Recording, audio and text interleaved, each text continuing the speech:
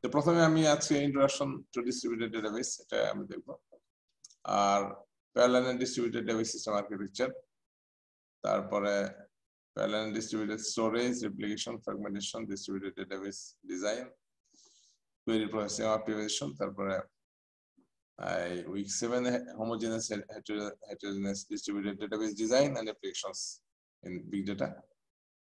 এরপর আমাদের parallel and distributed transition processing, এরপর ব্লকচেইন। এই হলো আমার কোর্স কন্টেন্ট। কারো কোনো কোশ্চেন আছে কন্টেন্ট নিয়ে?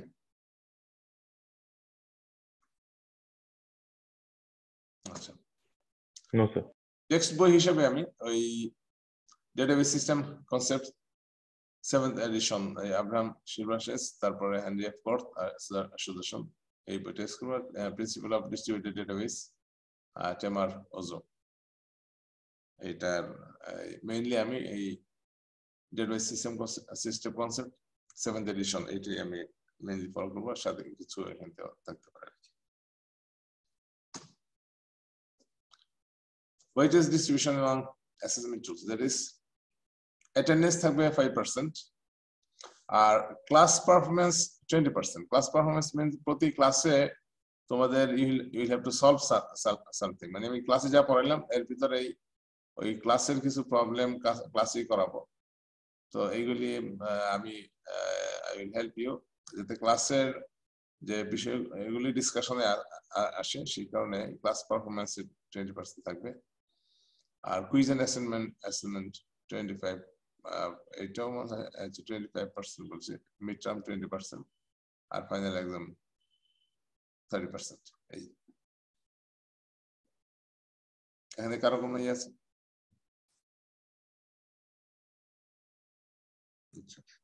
স্যার ক্লাস পারফরম্যান্সটা একটু ক্লিয়ার করবেন? ক্লাস পারফরম্যান্স আমি কিভাবে নেব সেটা আমি পরে ডিটেইলস আসবো। Okay sir. আর অ্যাটেন্ডেন্সটা নরমালি ক্লাস পারফরম্যান্স, এটা ক্লাসের প্রতিদিন ক্লাসেরটা ক্লাসেই করতে হবে আর কি। আর কুইজ 1 হবে উইক 3 তে, আর কুইজ 2 হবে উইক 10 এ, আর মিড টার্ম উইক 8 এ, আর বাকি final exam S per schedule.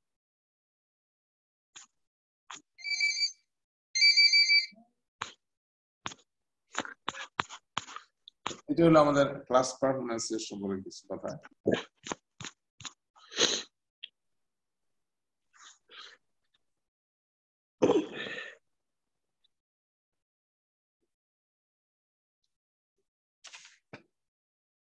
Lecture will be narrative slides. A few slides. There should be some questions to answer or some problems to solve. Each student must answer in a white paper with ball pen, clearly and chronologically. Class you will have to solve. The answer is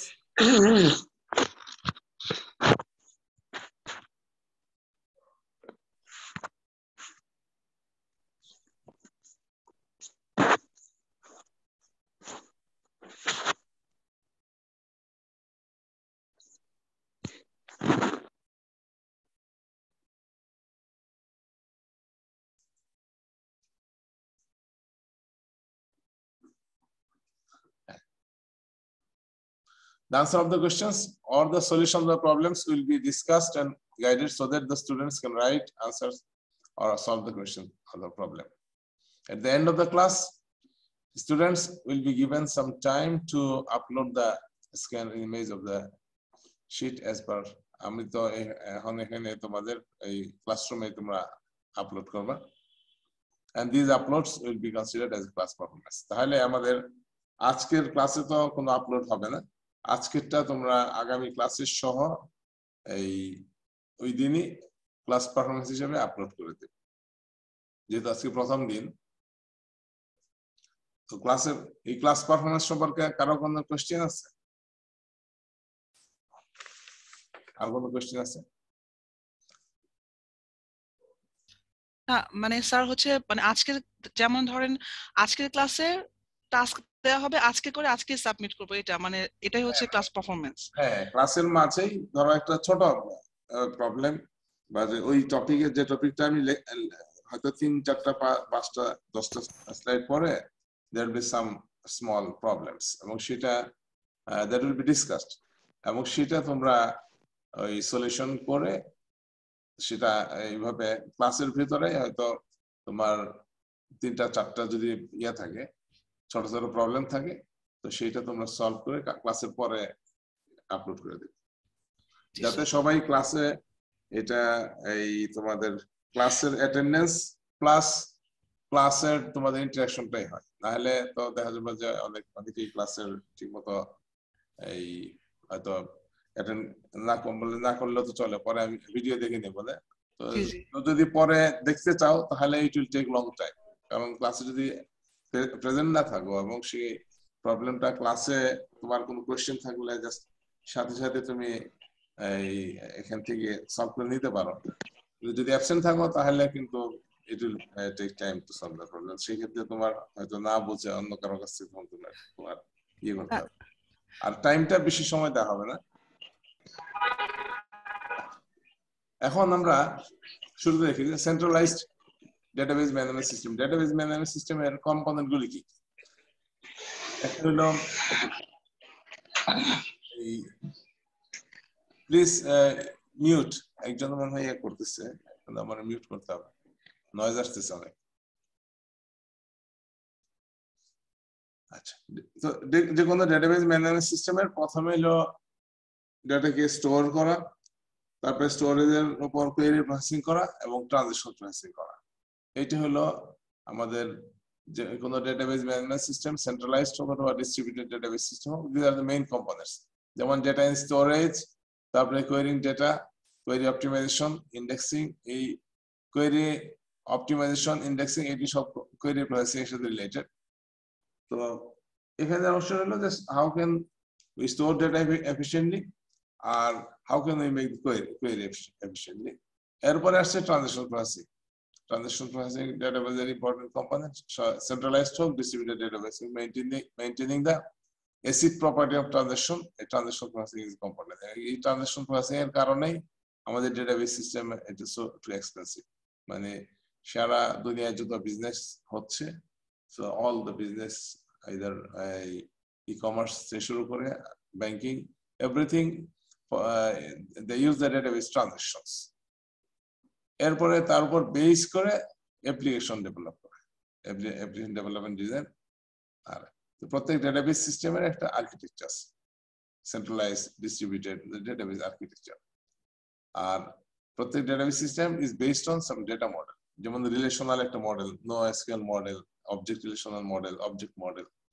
তো এর উপর base করে centralise database সিস্টেমে এই সবগুলি আছে এবং এইগুলি আমরা অনেকেই ইয়েতে আন্ডারগ্রেডে পড়ে আসছে, যারা সিএসসি তে যারা পড়ে আসছে, আন্ডারগ্রেডে এই ডেটাবেস সিস্টেমের বিভিন্ন কম্পোনেন্ট গুলি বেস করে স্টোরেজ, তারপরে data model, relational model, relation query processing, তারপরে relational query optimisation, relational transaction.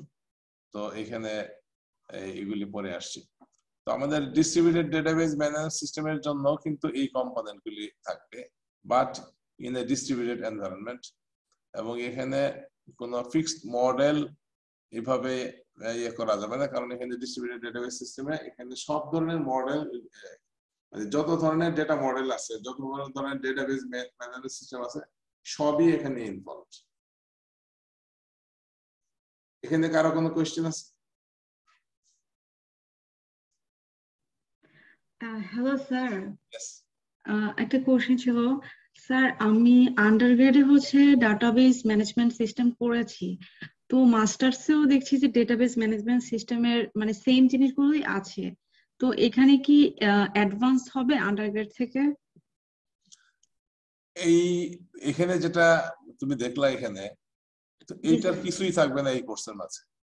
আচ্ছা আচ্ছা, মানে আন্ডারগ্রেডে যা পড়ে আসছো, তো তার এখানে এই মানে শুধু এই কনসেপ্টটাই দেখবা, বাকি এই সবই in the perspective of distributed database. এবং তোমার সব ধরনের আন্ডারগ্রেডে পড়ে আসছে তোমার শুধু রিলেশনাল ডেটাবেস ম্যানেজমেন্ট সিস্টেম, তারপরে এআর মডেল ডিজাইন। জি স্যার, জি। তো এখানে কিন্তু এগুলো কিছু পাবা না।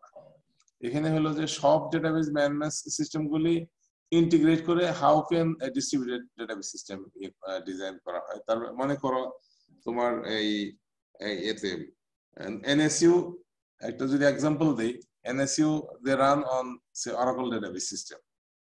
এখন এই BUET running Oracle database system.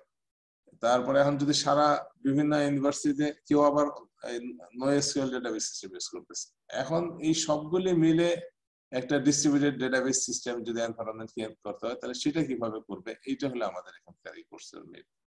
এবং এই সমস্ত ক্ষেত্রে আমরা how can you process the transactions, মানে এই বিভিন্ন যে সেন্ট্রালাইজড ডেটাবেস সিস্টেম গুলিকে ইউজ করে how can we get the distributed query, distributed storage, distributed processing, মানে এই বিষয়গুলি এখানে আছে। তো এই সেন্ট্রালাইজড আর্কিটেকচার এই কারণে দেখালাম যে এখানে ডেটাবেজের যে সেন্ট্রালাইজড ডেটাবেস সিস্টেম আছে এইটা আসলে এই সবগুলিকে ইন্টারকানেক্ট করা, এইটাই আমাদের ডিস্ট্রিবিউটেড ডেটাবেস ম্যানেজমেন্ট সিস্টেম আসবে। সো মোটিভেশন তো আমাদের যেহেতু প্রথম দিকে শুধু ক্লায়েন্ট বেস আমাদের ডেটাবেস সিস্টেম যখন প্রথম আসে 80 দশকে রিলেশনাল ডেটাবেস সিস্টেম, তখন তো মেইনলি ছিল সেন্ট্রালাইজড ডেটাবেস সিস্টেম, ওয়ান লোকেশনের data, there are some client server system or client server technology.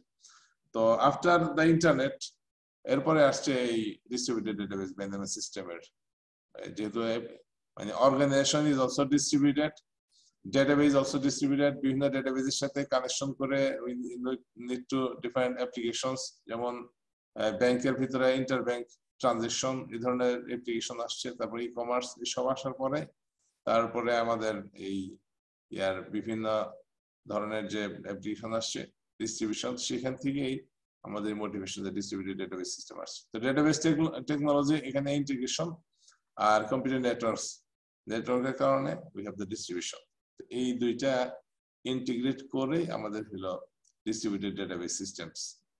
তো এইটাই আমাদের, আমরা ওই নেটওয়ার্কিং এটা আমরা তো জাস্ট ডিফাইন্ড ইস্যু, আমরা mainly how using the networking we can achieve the distributed database system, এটা হলো আমাদের এখান থেকে আসবে। এখানে আমি এই কনসেপ্টটা যদি আবার আসি যে ডিস্ট্রিবিউটেড ডেটাবেস সিস্টেমটা কিভাবে হয়, সো এইখানে so this is one database management system আছে, so this is another database system. এখানে কিন্তু সব লোকাল ইউজার আছে, লোকাল সিস্টেম আছে, local machine, this one site, এবং this database management system is in another site. তো দুই লোকেশনে আছে। যেমন আমরা যদি এই ব্যাংকিং এর কথা চিন্তা করি তাহলে when you go to the bank, আমাদের যে ট্রানজাকশন প্রসেসিং হয়, ট্রানজাকশন সার্ভার, প্রত্যেক ব্যাংকের নিজস্ব ট্রানজাকশন সার্ভার আছে located in central bank, central location. তো এরপরে প্রত্যেক ব্যাংকের জন্য দেখা যাবে তাদের একটা ওই ডিজাস্টার রিকভারি সাইট আছে, সে আমাদের প্রত্যেক ব্যাংকের তাদের একটা যদি কোনো কারণে ওই সাইটে কোনো সময় ফেল করে অথবা কোনো সময় ফায়ার হয় অথবা কোনো ধরনের এই ক্র্যাশ করে, তাহলে সেই ক্ষেত্রে যাতে ইউজার যারা আছে they do not suffer from the transaction, তাদের ট্রানজাকশন কন্টিনিউ করতে পারে। তো এই কারণে একটা এই ডিজাস্টার রিকভারি সাইট, যেমন অনেক ডিজাস্টার রিকভারি সাইট ঢাকায় যে সমস্ত আছে ব্যাংকিং হেড অফিস আছে, তাদের ডিজাস্টার রিকভারি সাইট গুলো এখন সাধারণত এই আর্থকোয়েক জোন হিসেবে these are located in Joshua. Joshua is in different earthquake zone আর ঢাকা is different zone. এই কারণে যাতে ঢাকায় যদি কোনো সময় ফেল করে, কোনো সময় কলাপস করে, তাহলে যাতে যেটা লস না হয়, এই কারণে হলো ডিজাস্টার রিকভারি। তো সেই ক্ষেত্রে দেখা যায় একটা site in Dhaka, another site is Joshua. এখন এই দুইটা সাইট কিভাবে মেইনটেইন করবে, এর জন্য আমাদের স্টোরেজে এফেক্ট করবে। যখন আমরা ডেটা ইনসার্ট করব, ডেটা এখানে ইনসার্ট করতে হলে এখানে ইনসার্ট করতে হবে। কোয়েরি প্রসেস করলে কোথায় কোয়েরি প্রসেস করবে, এটা থেকে কোয়েরি প্রসেস করতে পারে, এখানে কোয়েরি প্রসেস করতে পারে। আর কোয়েরি অপটিমাইজেশন, ইন্ডেক্সিং কিভাবে করবে, ডেটা দুই জায়গায় আছে। ট্রানজাকশন কিভাবে করবে, ট্রানজাকশন সম্পর্কে তোমার কেউ বলতে পারো? What is the transaction in database? Database এর দাম কিন্তু because of this transaction. So database A insert, update বা delete এর অপারেশন গুলো স্যার। Insert, update এটা atomic work, এটা একটা ট্রানজাকশন ডিফাইন করতে গুড। হ্যাঁ, তারপরে আর কিছু? স্যার ডাটাবেজে কোনো চেঞ্জ না? হ্যাঁ, any kind of update, these are transactions. তো মেইনলি আমাদের যে এই ট্রানজাকশন যে ইয়েটা আমাদের এই যে কোনো অ্যাপ্লিকেশনে, ধরো তোমাদের university course registration, course information, institutional information management, সেখানে আমাদের অনেক ধরনের ট্রানজাকশন, আমরা রেজাল্ট প্রসেস করি, রেজাল্টের আপডেট করি, এটা ট্রানজাকশন। ব্যাংকিং এ তাদের ব্যাংকিং ট্রানজাকশন। এই ট্রানজাকশন গুলি যদি প্রসেস করতে হয়, সেন্ট্রালাইজড ডেটাবেজ এ ট্রানজাকশন প্রসেসিং, তো আর ডিস্ট্রিবিউটেড ডেটাবেজ ট্রানজাকশন প্রসেসিং, এটা মানে কমপ্লেক্সিটি অনেক হাই। যেটা সেন্ট্রালাইজড ডেটাবেজের যে কমপ্লেক্সিটি, তো সেক্ষেত্রে আমাদের এই ডিস্ট্রিবিউটেড ডেটাবেজ দিতে হয়। আমার ডেটা এরকম 5টা লোকেশনে আছে, how can we process the transactions? তো এই ট্রানজাকশন প্রসেসিং অংশটা এটা আমরা দেখব। এরপরে based on distributed database how applications R developed. এখানে কারো কোনো কোশ্চেন আছে? So distributed computing, a number of autonomous processing elements, not necessarily homogeneous. A homogeneous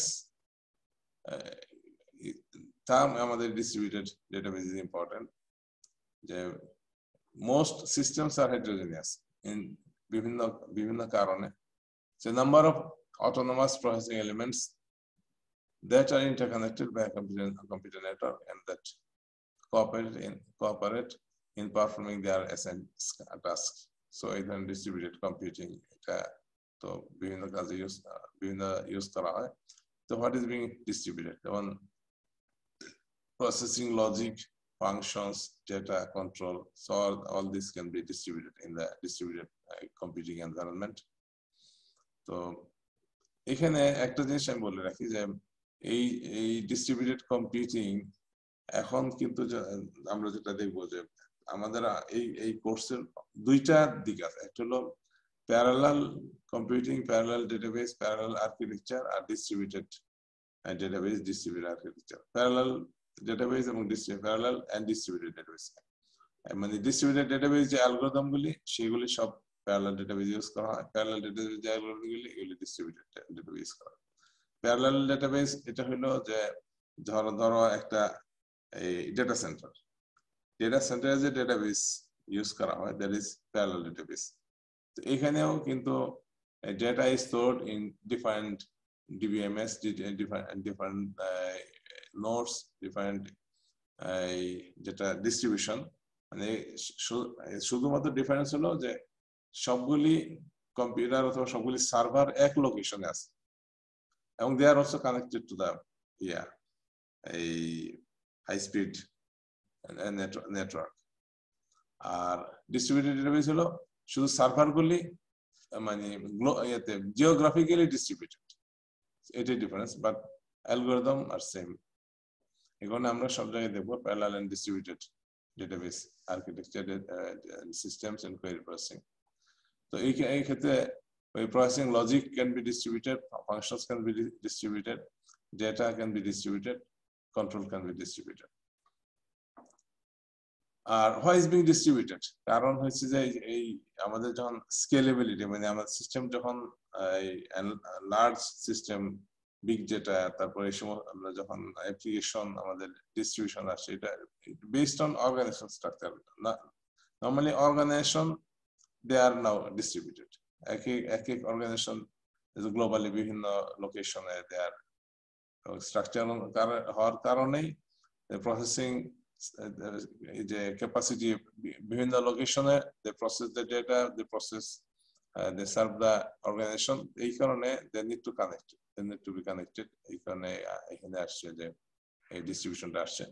reliability, availability. Reliability হলো যে আমাদের ডেটার যখনই ডিস্ট্রিবিউশন হবে তখন কি যে কোন এক ডিস্ট্রিবিউটেড ডেটাবেজের আরেকটা পারপাস হলো যে কোন একটা সাইট যদি অথবা কোন একটা নোড যদি ফেল করে তাহলে যাতে আমাদের প্রসেসিং কন্টিনিউ করে। যেটা এর আগে একটা এক্সাম্পল বললাম যে এই ব্যাংকের transition server, central transition server এবং ডিজাস্টার রিকভারি সার্ভার, তো দুইটাই সেম প্রসেসিং করে। দে আর সামটাইমস দে আর সিনক্রোনাইজড। তো যদি কোনো সময় ওই ট্রানজিশন সার্ভার ফেল করে তাহলে ডিআর সাইড থেকে যে প্রসেস করা হয় সেই কারণে দে অ্যাচিভ দ্য রিলায়েবিলিটি। আর রিলায়েবিলিটি এবং অ্যাভেলেবিলিটি সিমিলার। কোনো একটা সাইট ফেল করলে তাহলে we can get the site is always available. তো এটা অ্যাচিভ করা হয় ডিস্ট্রিবিউটেড সিস্টেমে। কারো কোনো কোয়েশ্চেন আছে?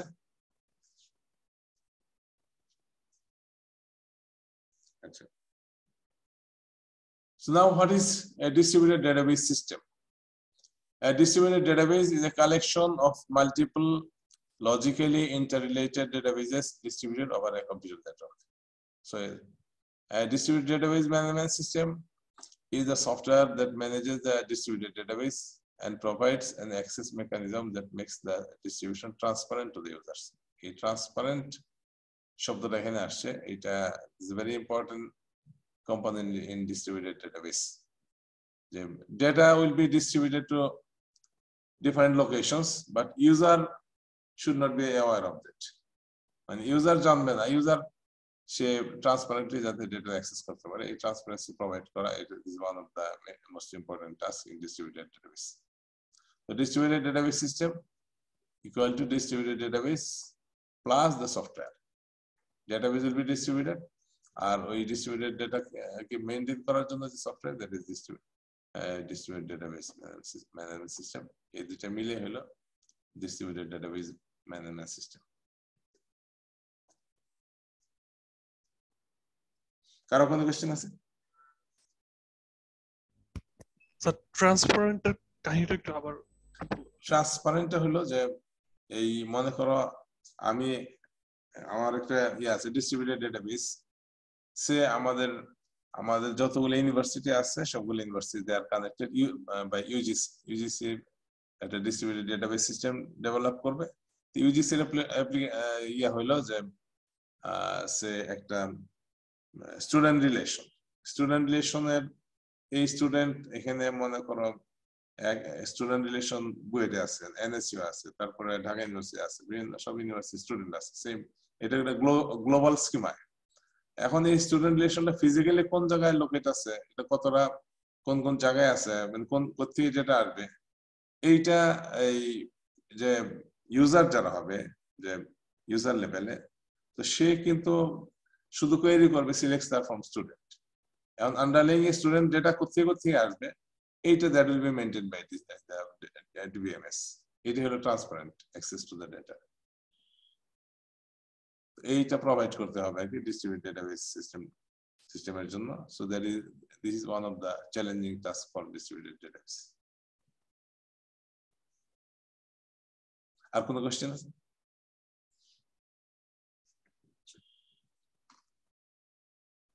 সেন্ট্রাল ডেটাবেস আমরা যেগুলি এখন ইউজ করছি, মনে করো তোমাদের যে এনএসইউ এর যে এই ডিবিএমএস, এটা কিন্তু দিস এ সেন্ট্রালাইজড ডেটাবেস। যদিও তোমরা you can access from anywhere through the internet.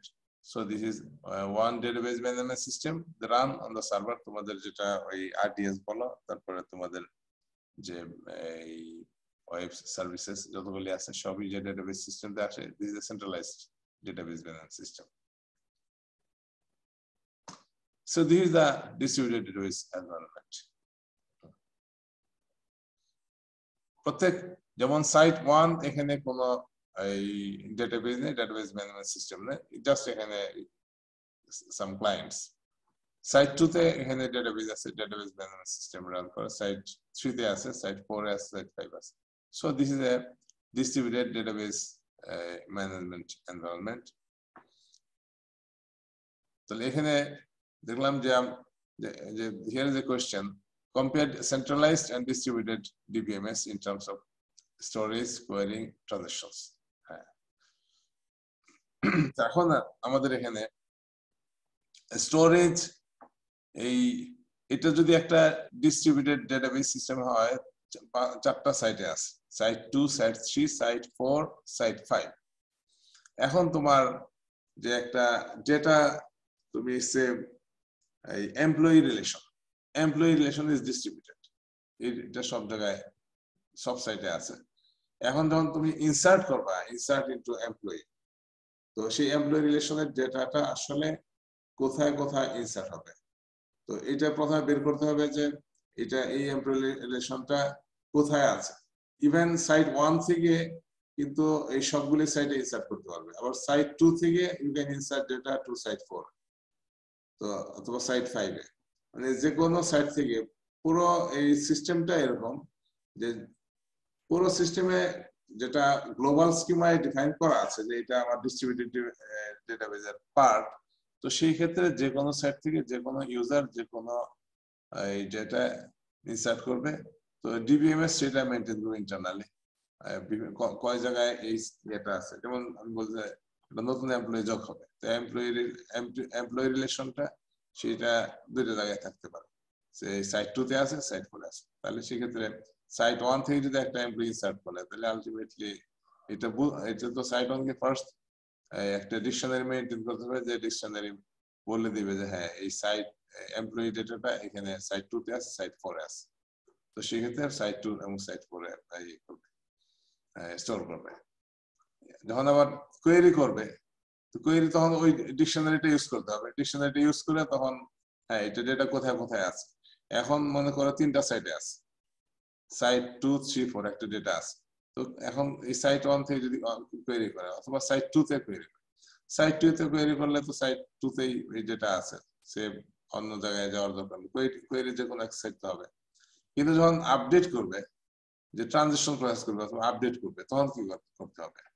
তখন এই মনে করো এই একটা ডেটা 3 জায়গায় আছে, সাইট 2, 3, 4, তো সেই ক্ষেত্রে আপডেট করতে হলে কি সবগুলি সাইটে আপডেট করতে হবে।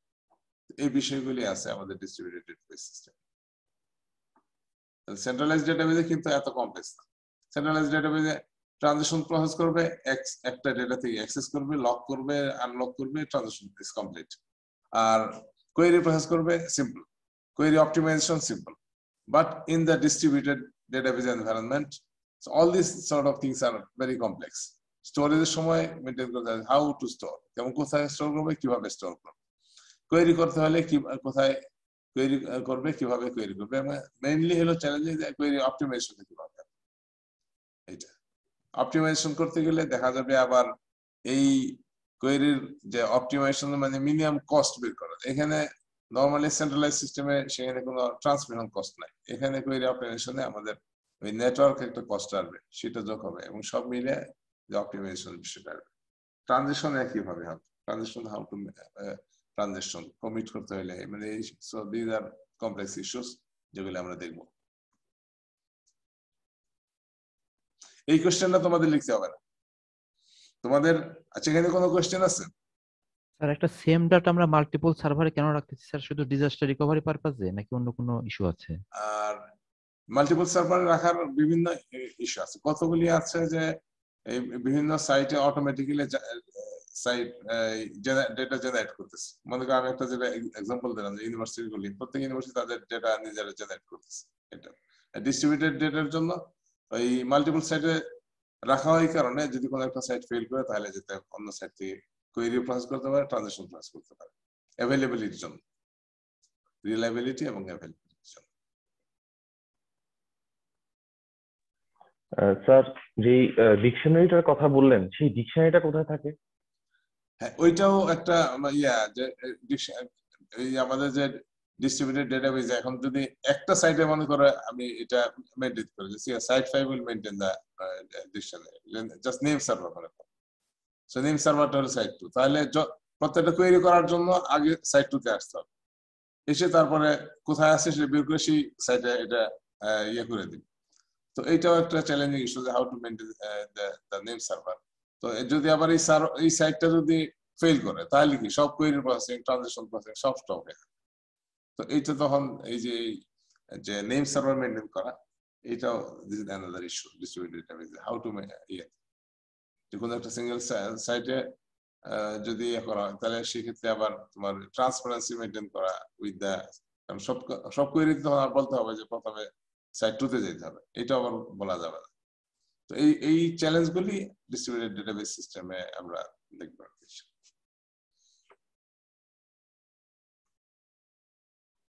আচ্ছা, এরপরে আসছে, সো এটাতে আমি এটা তো অলরেডি এক্সপ্লেইন করলাম যে সব এই এর জায়গায় প্রত্যেকটা নোডে ডিবিএম এর সফটওয়্যার থাকবে, যেটা থাকবে ইউজার থাকবে, অ্যাপ্লিকেশন রান করবে, এই প্রত্যেক ইন্ডিপেন্ডেন্ট, প্রত্যেকটা ইন্ডিপেন্ডেন্ট, এগুলি জাস্ট ইন্টারকানেক্টেড থাকবে। So this is an distributed database system.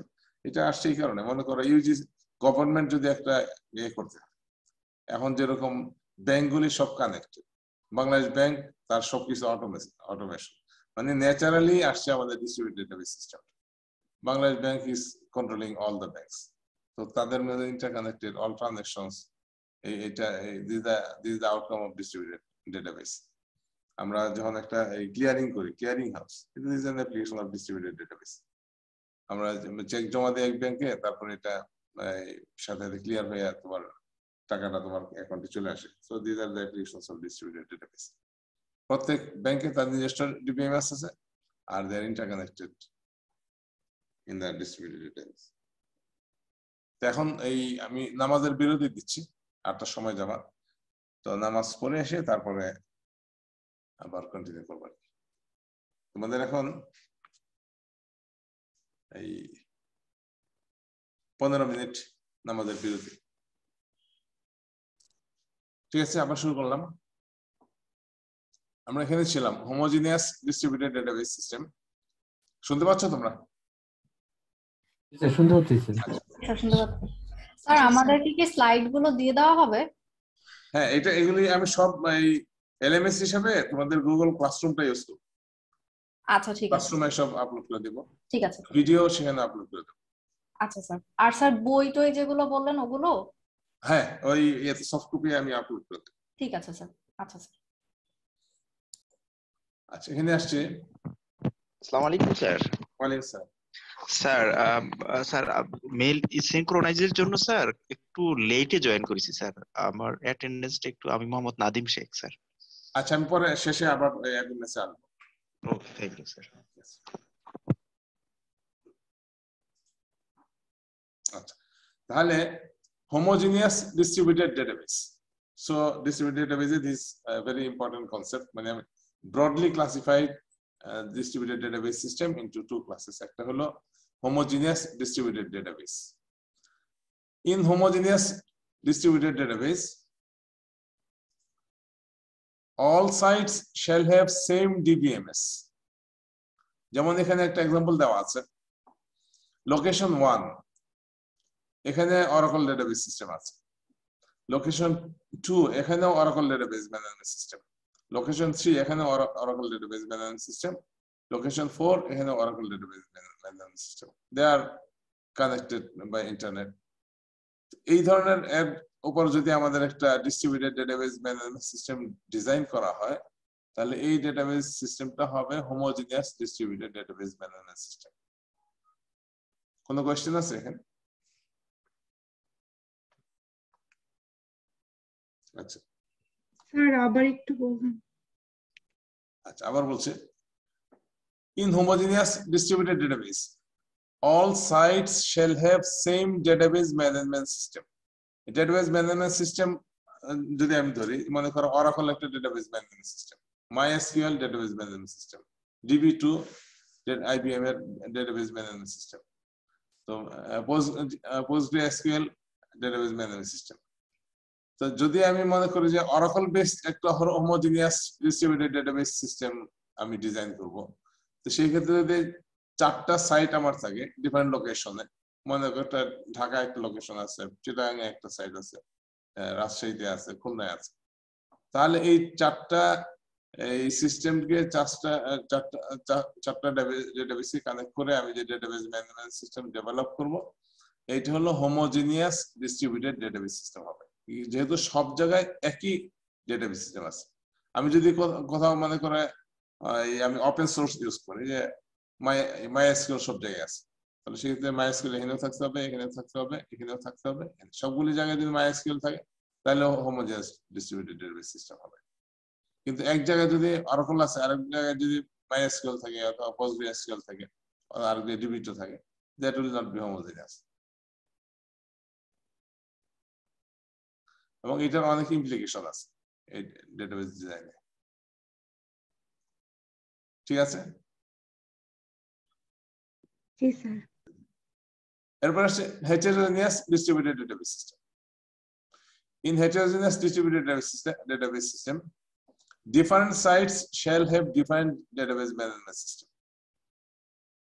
Non-identical database management system, যেমন এখানে এই সাইট 1 এ DBMS 1 আছে, এটা যে কোনো একটা হইতে পারে। এটা সাইট 2 তে DBMS 2, সাইট 3 এ DBMS 3, আরেকটা সাইট n এ DBMS 9, different database management system, different site. এবং এই সবগুলি মিলে যখন একটা database management system, distributed database management system design এবং ইমপ্লিমেন্ট করা হবে, সেটা হবে হেটেরোজেনিয়াস ডিস্ট্রিবিউটেড ডেটাবেস সিস্টেম।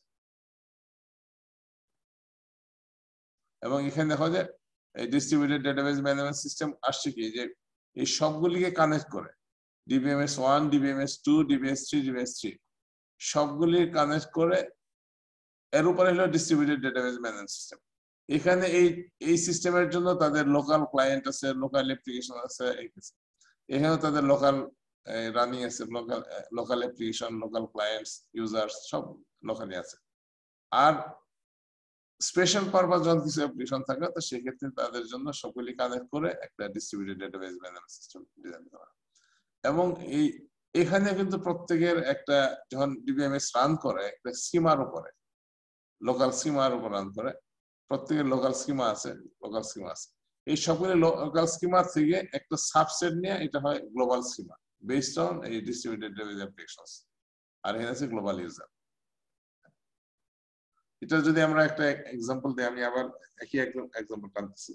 মনে করো ব্যাংকিং এক্সাম্পল হইল, যদি সে আমাদের সোনালী ব্যাংক অথবা বাংলাদেশ ব্যাংক, যে কোনো ব্যাংক, তাদের দেহে হান্ড্রেডস অফ ব্রাঞ্চেস, তারা বিভিন্ন ধরনের অ্যাপ্লিকেশন আছে, বিভিন্ন এই ডিপার্টমেন্ট আছে, বিভিন্ন ডিভিশন আছে, বিভিন্ন ডিভিশনে বিভিন্ন যদি ইয়ার চলে, এই ডেটাবেস সিস্টেম চলে। যেমন সোনালী ব্যাংকে এক সময় দেখছি ওদের এই শুধু সোনালী ব্যাংকের জন্য বিভিন্ন লোকেশনে, বিভিন্ন সাইডে তাদের 8টা ডিফারেন্ট DBMS চলত। এখন অবশ্যই সব জায়গায় এক করে ফেলছে ওদের এই, কিন্তু এক সময় অনেক হেটেরোজেনিয়াস DBMS ছিল। তখন ব্যাংক যদি কর্তৃপক্ষ মনে করে একটা ডেটা অ্যানালিটিক্স চালাবে, অথবা ডেটা অ্যানালাইসিস করবে, অথবা কোনো একটা ফরকাস্টিং করবে, অথবা কাস্টমার অ্যানালাইসিস, CRM, তো সেক্ষেত্রে কি করতে হবে, 8টা ডিফারেন্ট ডেটাবেস ম্যানেজমেন্ট সিস্টেমকে এক করে স্পেশাল পারপাস যে অ্যাপ্লিকেশন গুলো হবে, তার জন্য একটা distributed database management system design করতে হবে। এবং তার জন্য একটা স্কিমাই ডিজাইন এই করে তারপরে সেই অনুযায়ী এটা ইমপ্লিমেন্ট করতে হবে। কোনো কোশ্চেন আছে এখানে? আসসালামু আলাইকুম স্যার। জি স্যার। জি স্যার, ডিফারেন্ট ডাটাবেস গুলি যখন একটা স্পেশাল পারপাজে আমরা যখন নিয়ে কাজ করতে চাবো, যে গ্লোবাল স্কিমার কথা বললেন স্যার, এটা এই ইন্টিগ্রেশনটা কিভাবে হয়? এইটার জন্য যখন এই যে ডিফারেন্ট ডেটাবেস সিস্টেম আছে, প্রত্যেক ডেটাবেস সিস্টেমের জন্য এটা বলে একটা র্যাপার টেকনোলজি। প্রত্যেক ডেটাবেসের জন্য, প্রত্যেক সিস্টেমের জন্য একটা র্যাপার ডিজাইন করতে হয়। আচ্ছা, র্যাপারের মাধ্যমে তখন এই ইয়েতে এই গ্লোবাল যে ইয়ে আছে সেটা কানেক্ট করে। আচ্ছা, সেই র্যাপার থেকে তারপরে সবগুলি র্যাপারকে বিভিন্ন সিস্টেমের জন্য, প্রত্যেক আলাদা সিস্টেমের জন্য আলাদা র্যাপার থেকে র্যাপারের মাধ্যমে কানেক্ট করে ডেটা নিয়ে আসবে। তারপরে based on the global schema, যে আমার গ্লোবাল স্কিমাটা হলো অ্যাপ্লিকেশন ডিপেন্ডেন্ট। আমি এই যে ডিস্ট্রিবিউটেড ডেটাবেস সিস্টেমটা কেন আমি ডেভেলপ করব, তার উপর ডিপেন্ড করে গ্লোবাল স্কিমা। আচ্ছা স্যার, আরেকটা কোশ্চেন, সেটা হলো যে ফাইলিং সিস্টেমটা তখন কি মানে এই যে ডিফারেন্ট ডাটাবেস গুলি থেকে যখন গ্লোবাল স্কিমায় নেওয়া হয়, রেপারের কথা যেটা বললেন, তখন কি স্যার ফাইলিং সিস্টেমটা কিভাবে এখানে ইয়া হয়, মানে ইউনিফর্ম থাকে বা কিভাবে কাজ করা হয়? আর না, ফাইলিং সিস্টেমটা ইউনিফর্ম থাকবে না, কারণ এটার যে ফাইল স্ট্রাকচার, এখানে সিস্টেম স্টোরেজ আলাদা আছে, জি জি জি আলাদা আছে। তখন এই গ্লোবাল পরে কোয়েরি প্রসেস করে যে ডেটাটা আসছে, এখান থেকে শুধু সেই স্কিমা অনুযায়ী এখান থেকে ডাটাটা নিয়ে যাবে। আচ্ছা, এই গ্লোবাল এখানে স্টোর, গ্লোবাল স্কিমা অনুযায়ী এখানে একটা ডেটাবেস আছে। এটা আচ্ছা লোকাল ডেটাবেস, সবগুলো লোকাল ডেটাবেস, এটা হলো গ্লোবাল ডেটাবেস। আচ্ছা এবং এই স্কিম অনুযায়ী এখানে স্টোর হবে ওই ডেটাটা এবং এর উপরে কোয়েরি পাস হবে মানে এখানে এখন কি এখন স্যার তাহলে গ্লোবাল ইউজারে যদি স্যার একটা লজিক আমি ইউজ করি স্যার, তাহলে এটা কি সবগুলির উপরে কি ইয়ে করবে, অ্যাপ্লাই করা যাবে? যে আপনি যে কোনো একটা লজিক যদি অ্যাপ্লাই করতে যাই সেই ক্ষেত্রে মানে যেমন একটা এক্সাম্পল দাও। স্যার যেমন কেউ ইউজ করতেছে ওরাকেলটা, কেউ ইউজ করতেছে সিকিউএলটা। এখন আমি এমন একটা কিছু একটা কোয়ারির জন্য একটা আমি ডাটা চাচ্ছি, যে এই ডাটাটা আমি চাই, দেখা গেল এটা সিকিউএলে থাকলো না ওরাকেলে আছে, বা ওরাকেলে থাকলো না সিকিউএলে আছে। এটা আমি কিভাবে মানে লজিকে হ্যালো এখানে তো এই যে ডিস্ট্রিবিউটেড ডেটাবেস সিস্টেম এখানে যেটা আছে, জি, এই তো কোয়েরি করবে শুধু এই স্কিমার উপরে এবং এখানকার এই যে যে সিনট্যাক্স আছে এর উপরে কোয়েরি হবে এবং আচ্ছা গ্লোবাল কোয়েরিটা এর উপরে হবে। মানে এখানে কিন্তু মাইএসকিউএল অথবা এই তোমার এই অরাকল এটা দেখতেছ না, এখানে তো ডিস্ট্রিবিউটেড ডেটাবেস সিস্টেম তুমি ইমপ্লিমেন্ট করতেছো। আচ্ছা আচ্ছা স্যার তার মানে কি মানে এই এই যে ডিস্ট্রিবিউটেড ডেটাবেস সিস্টেমটা এটা কি কাইন্ড অফ ইটিএল এর মতো কাজ করতেছে, যে কাইন্ড অফ আমরা যে ট্রান্সফর্ম করে মাল্টিপল প্ল্যাটফর্ম থেকে যে ডাটাকে ট্রান্সফর্ম করে যে নিয়ে যাই, যে এটা কি kind of data warehousing এর মতো কাজ করতেছে? ব্যাপারটা কি এমন? Data warehouse is one of the example of distributed database. আচ্ছা ইটিএল করে আর আলটিমেটলি তোমার যে ওয়্যারহাউস স্কিমায় যে ডেটা নিয়ে আসছে, তারপরে স্কিমার উপর তুমি কিন্তু ওলাপ চালাইতেছো, তাই না? জি জি জি, তার উপর এখানে এই ডেটার উপরে। আচ্ছা জি স্যার, বুঝতে পারছি স্যার। তাহলে এখন এই যে আজকে তোমাদের এই যে প্রথম প্রশ্ন যেটা এই question 111, compare homogeneous and heterogeneous distributed database management system and how is it arises in an organization. So এই কোশ্চেনটা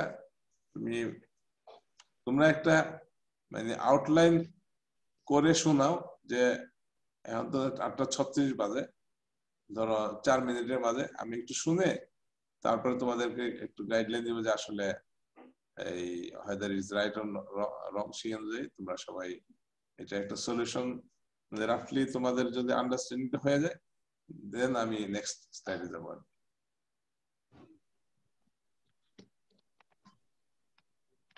তাহলে হোমোজেনিয়াস এবং হেটেরোজেনিয়াস ডেটাবেস সম্পর্কে তোমাদের ধারণা হয়েছে, হেটেরোজেনিয়াস ডেটাবেস সম্পর্কে ধারণা হয়েছে। কাজে এখন তোমাদের এই দুইটা যখন কম্পেয়ার করবা সেই অনুযায়ী তোমরা দুই একটা পয়েন্ট লিখো, তারপরে আমি শোনাও কি লিখছো।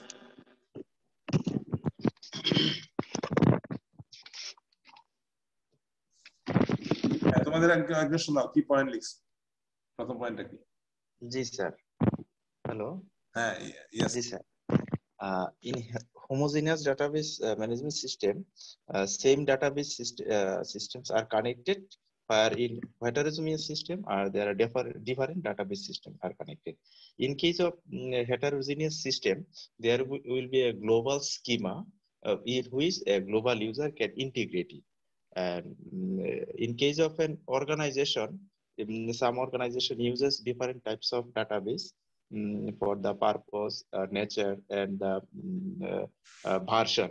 So when the organization needed such kind of version and purpose, so when the situation arises, then the organization uses different database system. আচ্ছা, গুড। তো এখানে একটা জিনিস হলো, যেমন হোমোজেনিয়াস হেটেরোজেনিয়াস আমরা কম্পেয়ার করতেছি, যেমন এই গ্লোবাল স্কিমা যদি এখানে দেখানো হয়েছে, হোমোজেনিয়াস গ্লোবাল স্কিমা থাকবে। ডিস্ট্রিবিউটেড ডেটাবেস সিস্টেম মানে এখানেও যে লোকাল যখন কানেকশন করে, যে লোকাল টু গ্লোবাল। আচ্ছা, হ্যাঁ, তো এই গ্লোবালটা এখানে দেখানো হয় না, যে দুইটা জাস্ট এখানে হোমোজেনিয়াস বোঝানোর জন্য, কিন্তু দুই জায়গায় গ্লোবাল স্কিমা থাকবে। কিন্তু এখানে মেইনলি হইলো যে এই অটোনমি, এখানে যেমন যেহেতু সেম ডেটাবেস সিস্টেম হইলে তাদের যে শেয়ারিং আছে, মানে ডেটাবেস শেয়ার, তারপরে অটোনমি শেয়ার, সবকিছু ইয়া হয়, মানে সহজ হয়। আর হেটেরোজেনাস হলে কি, তো প্রত্যেকের এই ইয়ার সিনট্যাকটিক্যালি ডিফারেন্ট, তাই না? জি। তারপরে সেক্ষেত্রে ডেটাবেজের যে স্ট্রাকচারালি অনেক ডিফারেন্স থাকে। তো এই ডিফারেন্স গুলি করার জন্য মানে ইউনিফর্মিটি তো থাকে না, এবং এখানে অটোনমিও মানে সবকিছুতে সব আবার অ্যাক্সেস দেয় না। জি। তো সেই ক্ষেত্রে এই অটোনমির কারণে এখানে ওই আর এটা কি আমরা এভাবে বলতে পারি যে স্যার যদি কোনো ব্যাংকিং এর ক্ষেত্রে চিন্তা করি, সাপোজ আমাদের একটা ব্যাংকের একটা ডেটাবেজ আছে, যদি আমি ওটাকে হোমোজিনিয়াস বলি যে একটা ব্যাংক একটা ডেটাবেজ আছে, তারা ওইটার সাথে কানেক্ট করছে বা ওইটা থেকে তারা ডেটাগুলো আনছে, এনি কাইন্ড অফ ডেটা। কিন্তু যখন আমি হেটারোজিনিয়াস চিন্তা করছি, তখন হয়তো বাংলাদেশ ব্যাংকের সাথে তার একটা কানেকশন আছে, সো ওদের মানে বা এদের ডেটাবেস থেকে হয়তো বাংলাদেশ ব্যাংক কোনো ডেটা নিচ্ছে, বা এরকম টাইপের কিছু কি স্যার এক্সাম্পল হিসেবে নেওয়া যায়? হ্যাঁ শিওর, মানে হেটারোজিনিয়াসটা ওইখানে আসছে যেখানে ওই তাদের ডেটাবেজের ডিফারেন্ট, স্ট্রাকচার ডিফারেন্ট, অটোনমিও ডিফারেন্ট। মানে এখানে হোমোজিনিয়াস মানে কি সবাই শেয়ারিংটা আছে, শেয়ার করতে পারে সহজে। কিন্তু স্যার তার মানে এরকম আসতেছে আপনার হোমোজেনিয়াস যে ডাটাবেস সেটা আইদার ওরাকেল, সব ডাটাবেস গুলো হয় ওরাকেল দিয়ে গঠিত, না হলে আপনার মাইএসকিউএল বা নোএসকিউএল দিয়ে গঠিত, মানে সব সেম একটা সেম প্ল্যাটফর্মে থাকতেছে। তো আমাদের যে সুবিধাটা হচ্ছে ডাটাবেজের যে অ্যাসিড প্রপার্টি গুলো আছে হোমোজিনিয়াসের ক্ষেত্রে আমাদের কোনো মানে জটিলতা সৃষ্টি করতেছে না, কারণ আপনার ডাটাবেজের যে প্ল্যাটফর্ম সবই সেম। তো আমাদের যে ট্রানজিশন আছে, যে কোয়েরি প্রসেসিং আছে বা অপটিমাইজেশন আছে, এটা ইজি হবে। মানে ডাটাবেজের যে আপনার ম্যানিপুলেশনটা ওটা একটা সেম একটা সিঙ্গেল সফটওয়্যার দিয়ে করা যাবে, যেহেতু ডাটাবেস গুলো সেম। বাট আপনার হেটারোজিনিয়াস ডাটাবেস যখন আসতেছে তখন আমরা মানে ডিফারেন্ট ডাটাবেস পাচ্ছি, যেটাকে আমরা আলটিমেটলি অপটিমাইজ করে আমার কোয়েরি প্রসেসিং বলেন বা আপনার ডাটা ম্যানিপুলেশন বলেন আমাদের করতে হচ্ছে। তো সেক্ষেত্রে আপনার মূলত জটিলতা আপনার তৈরি হচ্ছে। আপনি যেটা বললেন যে আপনার র্যাপার ক্রিয়েট করে করে আপনার ডাটাবেস গুলোকে কানেক্ট করতে হচ্ছে। তো আমার হোমোজিনিয়াসের ক্ষেত্রে কিন্তু ডিফারেন্ট র্যাপারের দরকার নাই, কারণ আমার ডাটাবেস গুলো স্কিমা গুলো সেম, মানে একটা সেম ডাটাবেস আমরা ইউজ করতেছি। তো আমরা হোমোজিনিয়াসের ডিফারেন্ট র্যাপার ইউজ না করে আমরা সিঙ্গেল র্যাপার ইউজ করতে পারতেছি। বাট হেটারোজিনিয়াসের ক্ষেত্রে ডিফারেন্ট কেস ঘটতেছে। তো তখন আমার দেখা যাচ্ছে যে আপনার একটা ডাটাবেসের জন্য আমার একটা র্যাপার, এইগুলোকে র্যাপার গুলোকে আলটিমেটলি ইন্টিগ্রেট করে আমার একটা মানে সিঙ্গেল একটা ইন্টারফেস তৈরি করা লাগতেছে। মানে মেইন প্রবলেমটা আমার কাছে যেটা মনে হলো আর কি। হ্যাঁ, মানে হোমোজিনিয়াস আসলে র্যাপার দরকারই পড়ে না, কারণ ডেটাবেস একটার সাথে ইন্টারকানেক্ট করা যায়। হ্যাঁ হ্যাঁ হ্যাঁ সেটাই। কিন্তু স্যার আমার একটা ছিল যে আমরা যে এখন ইন্ডাস্ট্রিতে যে প্র্যাকটিস করতেছি, সো হোমোজেনিয়াসের প্র্যাকটিস কিন্তু মানে আমি যদি বলি in terms of banking sector, so ওরাকেলের কস্টিং বা মানে অন্যান্য সার্ভারের যে কস্টিং এর কথা যদি চিন্তা করি, আমরা দেখি যে হেটারোজেনিয়াস কেসই কিন্তু বেশি থাকে। সো মোস্ট অফ দা জায়গায় যেটা হয় কি যে মানে মাল্টিপল সোর্স অফ ডেটাবেস থাকে, নট লাইক দ্যাট যে সবাই আসলে মাইএসকিউএল দিয়ে কাজ করতেছে, বা কেউ ইআরপি সিস্টেমের জন্য কেউ ওরাকেল ইউজ করতেছে বা অন্য সিস্টেমের জন্য মাইএসকিউএল ইউজ করতেছে, ওয়েবসাইট হতে পারে বা অন্যান্য ই-কমার্স সাইট হতে পারে। সো এক্ষেত্রে মানে প্রেফারেবল কোন জিনিসটা স্যার? মানে আমি যদি স্যার জানতে চাই যে অ্যাডভান্টেজ, ঠিক আছে বুঝলাম যে যদি হোমোজেনিয়াস হয় তাহলে প্রসেসিং বা কোয়েরিতে যে লেভেলের সিনট্যাক্স আমরা ইউজ করি ওইটা ইজিয়ার, আর ওইখানের ক্ষেত্রে দেখা যাবে মাচ মোর কমপ্লেক্সিটি অ্যারাইজ করবে। সো স্যার এখানে রিকমেন্ডেশনটা কি থাকে যে কোন অ্যাপ্রোচে গেলে আসলে মানে ভালো হয়? আচ্ছা, এইটা হলো যে এই একটা ব্যাংকের তাদের নিজস্ব আছে, অ্যাপ্লিকেশন আছে, সেখানে কিন্তু হোমোজেনিয়াস কাজ করে। আর যদি ইন্টার ব্যাংকিং হয় তখন হেটারোজেনিয়াস। আর হেটারোজেনিয়াসটা এটা কিন্তু আসলে একটা এই বটম আপ অ্যাপ্রোচ, মানে ডিস্ট্রিবিউটেড ডেটাবেস সিস্টেমের যে ডেভেলপমেন্টটা, এটা মানে বাই রুল এটা একটা bottom up approach, not top down. মানে কেউ কোনো অর্গানাইজেশন চিন্তা করে না যে আমি একটু ডিস্ট্রিবিউটেড ডেটাবেস সিস্টেম ডেভেলপ করব, সেই অনুযায়ী হোমোজেনিয়াস করবো না হেটারোজেনিয়াস করবো, এটা এরকম কোনো ডিসিশন নেয় না। এই পর্যন্ত যত এই ডিস্ট্রিবিউটেড ডেটাবেস সিস্টেম আসছে এটা ন্যাচারালি আসছে। যেমন ব্যাংকগুলিতে প্রথমে কি হচ্ছে, সব নিজস্ব সবাই চেষ্টা করে ফার্স্ট যে একটা হোমোজেনিয়াস সিস্টেম। যদি আমি অরাকলে যাই তাহলে সব ব্রাঞ্চে সব জায়গায় একই সফটওয়্যার চলতেছে, একই ডেটাবেস চলতেছে। তারপরে যখন বাংলা মানে যেমন সেন্ট্রাল ব্যাংক এখন চাচ্ছে যে সবাইকে কানেক্ট করতে, তার অ্যাপ্লিকেশন রিকোয়ারমেন্ট চলে আসছে। এখন যদি মানে আগের থেকে বিভিন্ন কোর ব্যাংকিং বিভিন্ন ইয়েতে তাদের যে ইয়ে ছিল সিস্টেম ছিল তো সেইগুলিকে ইয়ার ইন্টিগ্রেট করতে গিয়ে সো এখন যেভাবে করতে পারবে সেখানে এখানে হেটেরোজেনিটি আসে। একইভাবে যেমন গভর্নমেন্টের অনেক ইয়ে আছে, গভর্নমেন্ট যদি চায় যে আমাদের নতুন সে কিন্তু সবগুলিকে চেঞ্জ করবে না, সবাই তুমি একই প্ল্যাটফর্মে চলে আসো। প্রত্যেকে তো অটোনমি আছে, বিভিন্ন অর্গানাইজেশন তাদের নিজস্ব ডেভেলপমেন্ট আছে, সিস্টেম আছে। তো এই কারণে ওই ডিস্ট্রিবিউটেড ডেটাবেস সিস্টেমটা বটম আপ অ্যাপ্রোচ, যে এক্সিস্টিং যা আছে সেটাকে ইন্টিগ্রেট করতে হবে, এবং এইটাই এই প্র্যাকটিক্যালি এইটাই হয়। ওকে স্যার, বুঝতে পারছি। ওকে, আমি প্রসিড করি। Data delivery alternatives, delivery modes যেমন পুল অনলি, পুশ অনলি, হাইব্রিড। যেমন এই একজন তোমরা এই ডেটা ওয়্যার হাউসের কথা বলছো, data warehouse is an example of distributed database application.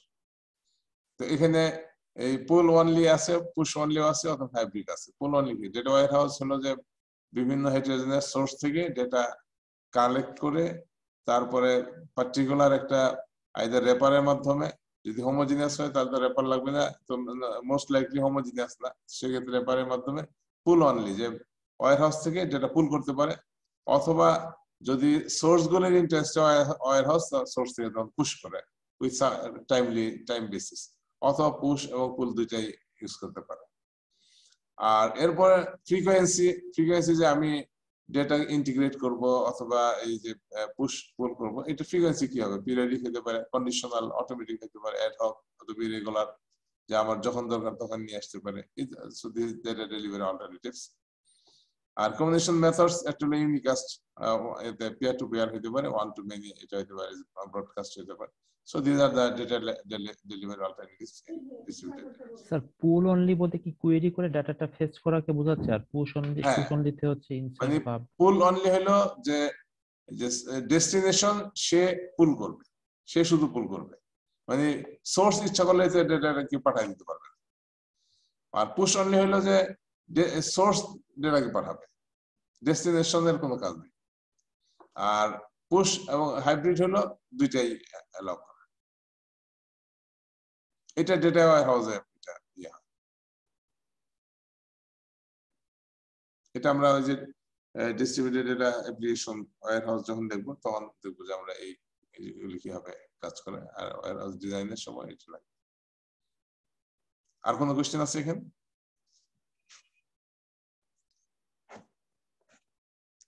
আচ্ছা, এরপরে আসছে distributed database promises transparent management of distributed, fragmented and replicated data. এই কতগুলো নতুন টার্ম আসছে। ট্রান্সপারেন্ট ম্যানেজমেন্ট, ট্রান্সপারেন্সি সম্পর্কে তো কিছুটা বলছিলাম, যে user should not be aware of the data structure, underlying data distribution কোথায় কি আছে। ইউজার শুধু একটা গ্লোবাল স্কিমার উপরে সে কোয়েরি করবে, ভেতরে কি হচ্ছে that should not be known by user, that should be hidden to the user.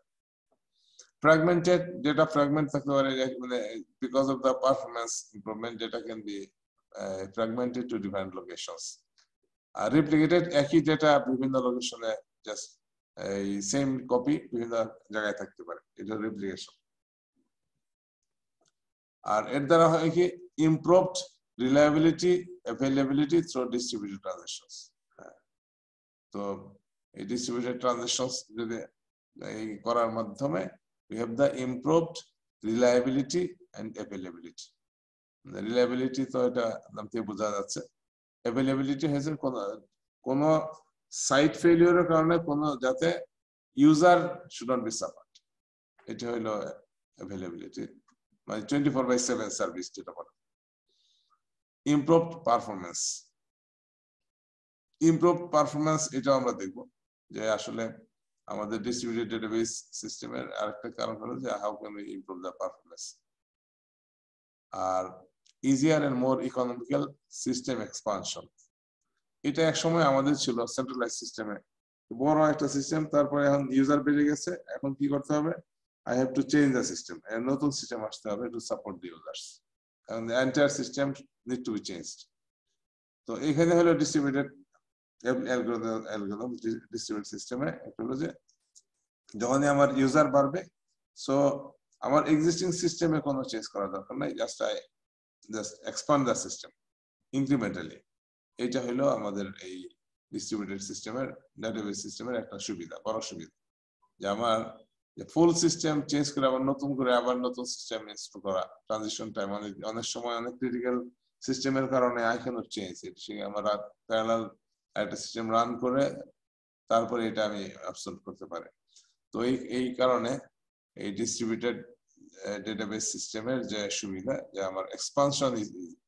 আমাদের একটা you have a super computer, তো সেক্ষেত্রে আবার নতুন একটা সুপার কম্পিউটার রিপ্লেস করে তারপরে you can do the things. কারো কোনো কোয়েশ্চেন আছে এখানে?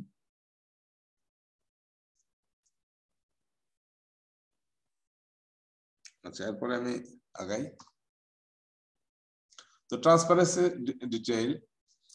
Transparency is the separation of the higher level semantics of a system from the lower level implementation issues. The definition থেকে বোঝা যাচ্ছে, fundamental issues is to provide data independence is the distributed environment. Data independence এটা database management system এর একটা property, যেটা আমাদের centralized database system এ এই data independence property আছে। আমি logical schema আমি কিছু চেঞ্জ করলাম, if I change something in the logical schema, it does not affect the physical schema. So it হলো data independence. আবার রেপ্লিকেশনে আমি চেঞ্জ করতেছি, but it does not affect the logical schema.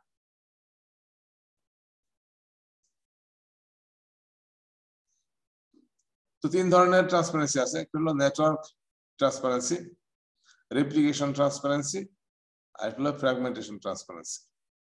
তো আমার data, এই যেটা শুরুতে বলছিলাম যে ডেটা আমার কোথায় আছে, that should be hidden to the user. যেমন আমি আমার একটা এক্সাম্পল দিছিলাম যে এমপ্লয়ি রিলেশন ডিফাইন্ড সাইটে আছে, তাহলে আমি ওই সাইটের আইপি অ্যাড্রেস ধরে যদি আমাকে লোকেশন দিয়ে আমাকে কোয়েরি করতে হয়, so that is the system is breaking the transparency. আমার যে সার্ভারের অ্যাড্রেস দিতে হয় যে আমার এই কোয়েরিটা ওই সার্ভার দিয়ে আসবে, তাহলে that is breaking the transparency. তো এই ফাংশনটা হলো ডিস্ট্রিবিউটেড ডিডিএমএস যারা ডিজাইন করবে, তো this is the responsibility of the distributed database management system, এই ট্রান্সপারেন্সিটা মেইনটেইন করা। User should be given from this network transparency, যে ডেটা কোন সাইট থেকে আসলো এটা ইউজার জানবে না।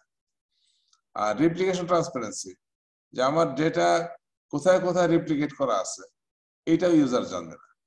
ইউজার শুধু কোয়েরি করবে রবাস্টলি, আর সে কোয়েরি রেজাল্ট পাবে, ট্রানজাকশন করবে রবাস্টলি, ট্রানজাকশন পারফর্ম করবে, বাট ডেটা কোথায় ইয়েতে আছে, রেপ্লিকেট করা আছে, that should be hidden to the user. আরেকগুলো ডেটা ফ্র্যাগমেন্টেশন থাকতে পারে, একটা এই রিলেশনকে ফ্র্যাগমেন্ট করে বিভিন্ন লোকেশনে রাখা বিকজ অফ পারফরম্যান্স ইমপ্রুভমেন্ট। এগুলো যখন আমরা কোয়েরি প্রসেসিং আসবো তখন দেখবো যে, এবং transaction processing A the impact of this fragmentation, replication, এইটা কিভাবে নেটওয়ার্ক ডিস্ট্রিবিউশন, সেটা আমরা ওখানে দেখব। যেমন ফ্র্যাগমেন্টেশনের ভিতরে দুই ধরনের ফ্র্যাগমেন্টেশন আছে, একটা হরিজন্টাল ফ্র্যাগমেন্টেশন। হরিজন্টাল ফ্র্যাগমেন্টেশন যেমন একটা রিলেশন, এই সে এমপ্লয়ি রিলেশন, সে এমপ্লয়ি রিলেশনে একটা অ্যাট্রিবিউট হলো সিটি। এখন সিটি গুলো ঢাকার যত এমপ্লয়ি আছে সব ঢাকার এমপ্লয়ি আমি একটা লোকেশন রাখলাম, এবং এটাকে আমি এই একটা রিপ্লিকেট করে আরেকটা লোকেশনে ঢাকার এমপ্লয়ীদের আরেকটা লোকেশন রাখলাম, তাহলে এটা ফ্র্যাগমেন্ট হলো আবার রিপ্লিকেট হলো। একইভাবে এমপ্লয়ি যারা খুলনা আছে, তো তাদের খুলনার এমপ্লয়িটা খুলনার ইয়েতে আছে, ওইটা একটা ফ্র্যাগমেন্ট, মানে এখানে এমপ্লয়ি সব ইনফরমেশন থাকবে, but only the employees of Khulna's ওই ফ্র্যাগমেন্টে থাকবে। আবার এমপ্লয়ি যদি চিটাগাং, তো ওই অ্যানাদার ফ্র্যাগমেন্ট। এইভাবে এটা হলো হরিজন্টাল ফ্র্যাগমেন্টেশন। হরিজন্টাল ফ্র্যাগমেন্টেশনটা কিভাবে করা হয়? সিলেকশন, আমরা যদি ডেটাবেজে সিলেকশন অপারেশন চালাই, অ্যালজেব্রায় যদি আমি বলি সিলেক্ট, এই তারপরে একটা কন্ডিশন দেই city equal to Dhaka from employee relation, তাহলে এটার যে আউটপুটটা আসবে সেটা হলো একটা horizontal fragment of employee relation. একইভাবে ভার্টিক্যাল ফ্র্যাগমেন্টেশন, যদি আমি প্রজেকশন করি তাহলে এটা হলো ভার্টিক্যাল ফ্র্যাগমেন্টেশন। যেমন আমি চাইতেছি এমপ্লয়ির আইডি, নেম এবং অ্যাড্রেস, সো এটা এমপ্লয়ির পার্সোনাল ইনফরমেশন। আবার এমপ্লয়ি আইডি, স্যালারি, এটা this is another vertical fragment. এটা হলো প্রজেকশনের মাধ্যমে এই ফ্র্যাগমেন্ট গুলি পাই। আবার হাইব্রিড ফ্র্যাগমেন্ট হলো হরিজন্টাল করে আমরা ভার্টিক্যাল করতে পারি, অথবা ভার্টিক্যাল করে আবার হরিজন্টাল করতে পারি। সো এই ফ্র্যাগমেন্টেশন ট্রান্সপারেন্সি, এইটা we have DBMS should maintain this transparency. এখানে ট্রান্সপারেন্সি সম্পর্কে আর কারো কোনো কোশ্চেন আছে?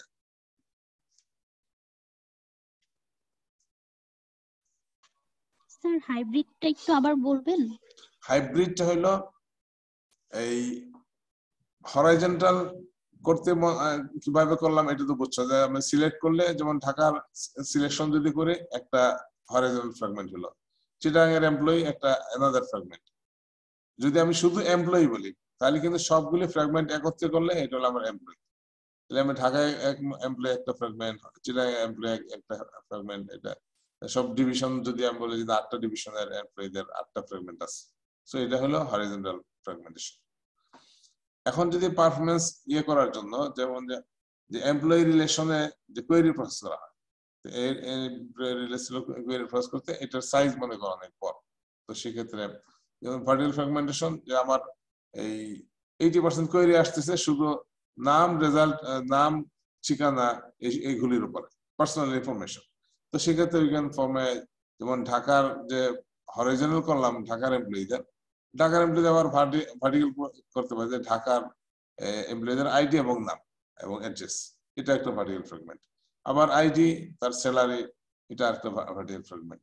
কিন্তু ভার্টিক্যাল ফ্র্যাগমেন্ট গুলি নেওয়ার জন্য কি প্রজেকশন করতে হয়।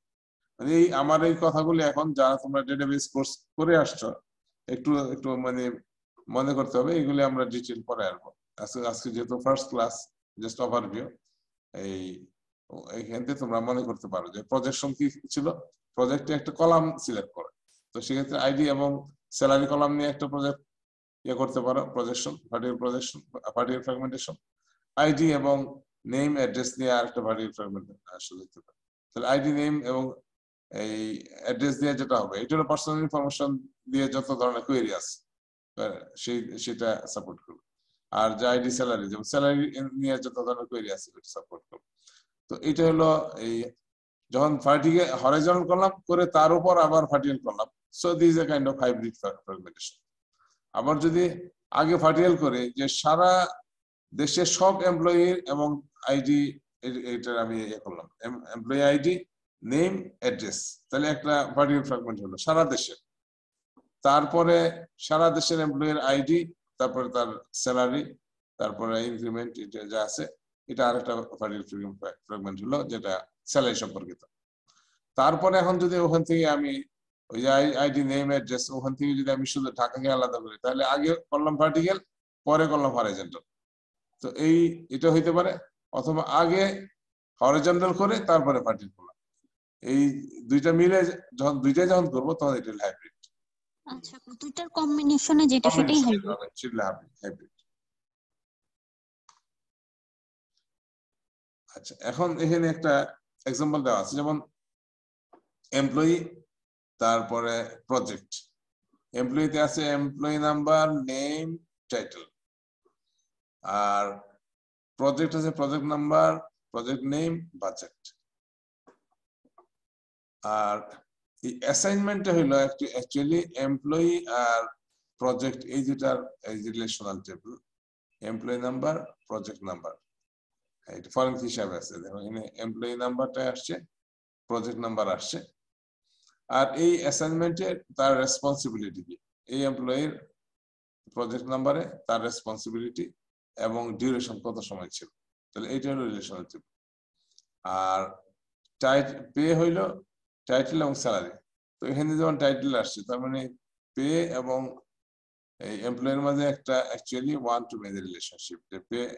পে যে টাইটেলটা এখানে ফর্মেট হিসেবে আছে, এখানে টাইটেল আসছে। এটি হলো স্কিমা। এখানে দেখো যে সে একটা ডিস্ট্রিবিউটেড ডেটাবেসের এক্সাম্পল, বোস্টন, তারপরে Tokyo, Paris, Montreal, New York, সে 5টা ডিফারেন্ট লোকেশনে ডেটাবেজ ম্যানেজমেন্ট সিস্টেম আছে, এখানে ডেটাবেজ আছে, এখানে ডেটাবেজ আছে, ডেটাবেজ আছে, ডেটাবেজ টোকিওতে কোনো জাস্ট কানেকশন আছে, এখানে ক্লায়েন্ট আছে, কোনো ডিবিএমএস এখানে রান করতেছে না। আর বোস্টন সাইডে বোস্টন প্রজেক্টস, বোস্টন এমপ্লয়িজ, বোস্টনের এমপ্লয়ার প্রজেক্টের অ্যাসাইনমেন্টস এখানে আছে।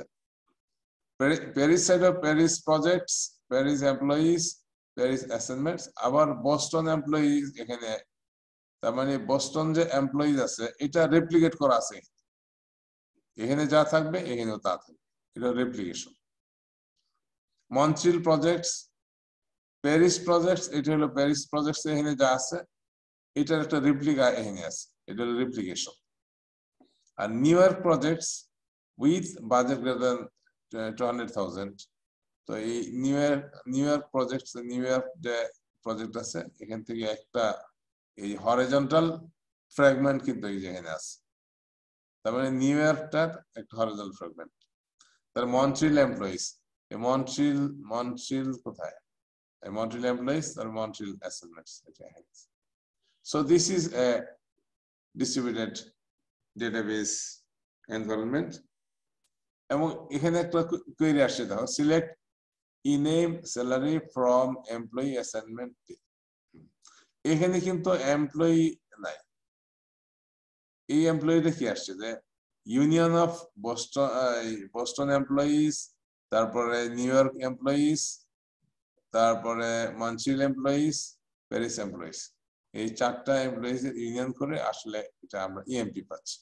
তো ইউজার সে কিন্তু কোয়েরি করবে এটা, বা যে অ্যাপ্লিকেশন ডেভেলপ করবে ডিস্ট্রিবিউটেড এনভায়রনমেন্টে সে কোয়েরি করবে select ename salary sal from EMP as assignment P, where duration greater than 12 and employee number EMPE number equal to assignment number and pay title equal to pay title, তাহলে এই তিনটাকে join করবে। So transparent access বলতে বোঝাচ্ছে যে এই কোয়েরিটা process করার জন্য ইউজার সাবমিট করবে, তখন এই সবগুলি ইয়ের থেকে কিভাবে প্রসেস করবে এইটা আন্ডারলাইন যে ডিস্ট্রিবিউটেড ডিবিএমএস ম্যানেজ করবে, যে এই কোয়েরিটাকে এই কোয়েরি ট্রান্সফরমেশন একটা আছে, যে আমি এই কোয়েরিটাকে তখন ইন্টারনালি ভাগ করে তখন পাঠাই দিবে বোস্টনে তার রেজাল্ট পাওয়ার জন্য, এই উপর বেস করে তার প্যারিসে পাঠাবে, মন্ট্রিলে পাঠাবে, যে সাইট থেকে কোয়েরি আসছে সেই সাইটে তখন সবগুলি লোকালি প্রসেস করে তার রেজাল্টটা ওখান থেকে ডিসপ্লে করবে। এইটা হলো transparent access two distributed database. এই ট্রান্সপারেন্ট অ্যাক্সেস সম্পর্কে কারো কোনো কথা আছে, কোনো কোয়েশ্চেন আছে?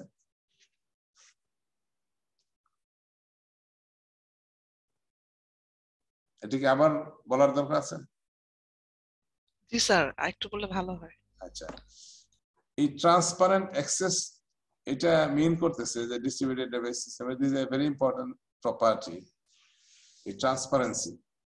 মানে ইউজার যারা ডিস্ট্রিবিউটেড ডেটাবেস ইউজার, এখানে দেখো যে প্রত্যেক বোস্টন সাইডে তাদের কিন্তু লোকাল ইউজার আছে, তারা দেখবে বোস্টন প্রজেক্টের উপর কোয়েরি করবে, বোস্টন এমপ্লয়ির উপর, বোস্টন অ্যাসাইনমেন্টের উপর সরাসরি ডেটাবেস কানেকশন করে এখানে সমস্ত কোয়েরি করবে। এই স্কিমাটা কিন্তু লোকালে যে ইউজার আছে সে এই স্কিমাটার উপর ইউজ করে কোয়েরি প্রসেস করতে সবকিছু করতেছে। একইভাবে নিউ ইয়র্ক স্কিমার উপরে, লোকাল স্কিমার উপর নিউ ইয়র্ক এই সাইডে যারা ক্লায়েন্ট আছে এখান থেকে তারা এই ইয়ে করতেছে, প্রসেস করতেছে এভাবে এখান থেকে। বাট এই ডিস্ট্রিবিউটেড ডেটাবেজের যে ক্লায়েন্ট, তো সে যখন একটা কোয়েরি করতেছে, মানে ডিস্ট্রিবিউটেড ডেটাবেজ ডিজাইনই করা হয় কতগুলি পার্টিকুলার স্পেশাল অ্যাপ্লিকেশনের উপর, যে অ্যাপ্লিকেশনকে রান করার জন্যই যেটা আমরা ইতে দেখছিলাম যে এরকম একটা এনভায়রনমেন্ট ক্রিয়েট করা যেখানে ওই ডিস্ট্রিবিউটেড কোয়েরিগুলি প্রসেস করবে। এখানে যেটা আমরা দেখছিলাম, হ্যাঁ, এখানে গ্লোবাল স্কিমার উপরে ডিস্ট্রিবিউটেড ডেটাবেস ইউজ করে এখানে তার এই পার্টিকুলার মানে সব ধরনের কিন্তু কোয়েরি এখানে সাপোর্ট করবে। এখানে শুধু যে এই স্কিমার উপরে পার্টিকুলার যে কারণে ডিজাইন করেছে গ্লোবাল ডিস্ট্রিবিউটেড ডেটাবেস সেটা সাপোর্ট করবে। তো এখানে যেটা একটা এক্সাম্পল, যেমন এখন একজন ইউজার সে চাচ্ছে যে আমার টোটাল এমপ্লয়ি একটা মানে এমপ্লয়ির স্যালারি সহ সব ইনফরমেশন মানে গ্লোবাল যত এমপ্লয়ি আছে সব এমপ্লয়ির কি আসবে, এমপ্লয়ি নেম এবং তার স্যালারি।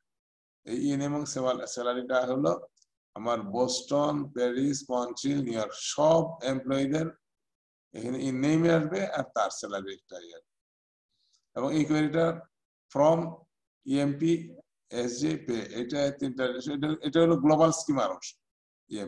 ইএমপি নামে এখানে কিন্তু কোনো নাই, এখানে কোথাও নাই। এটা কি প্রিভিয়াস যে স্কিমাটা দেখে আসছি এটা ওখান থেকে এই কোয়েরিটা হচ্ছে? এখান থেকে এইটাই তুমি কনসিডার করো, এখানে যে আমাদের ইএমপি হলো গ্লোবাল স্কিমা। গ্লোবাল স্কিমা এটা এরকম আর কি, যে প্রিভিয়াস যেটা দেখাইলাম এরকম। এই গ্লোবাল স্কিমায় ইএমপি আছে, তারপরে অ্যাসাইনমেন্ট আছে এএসজি, আর ওই আরেকটা যে ইয়ে আছে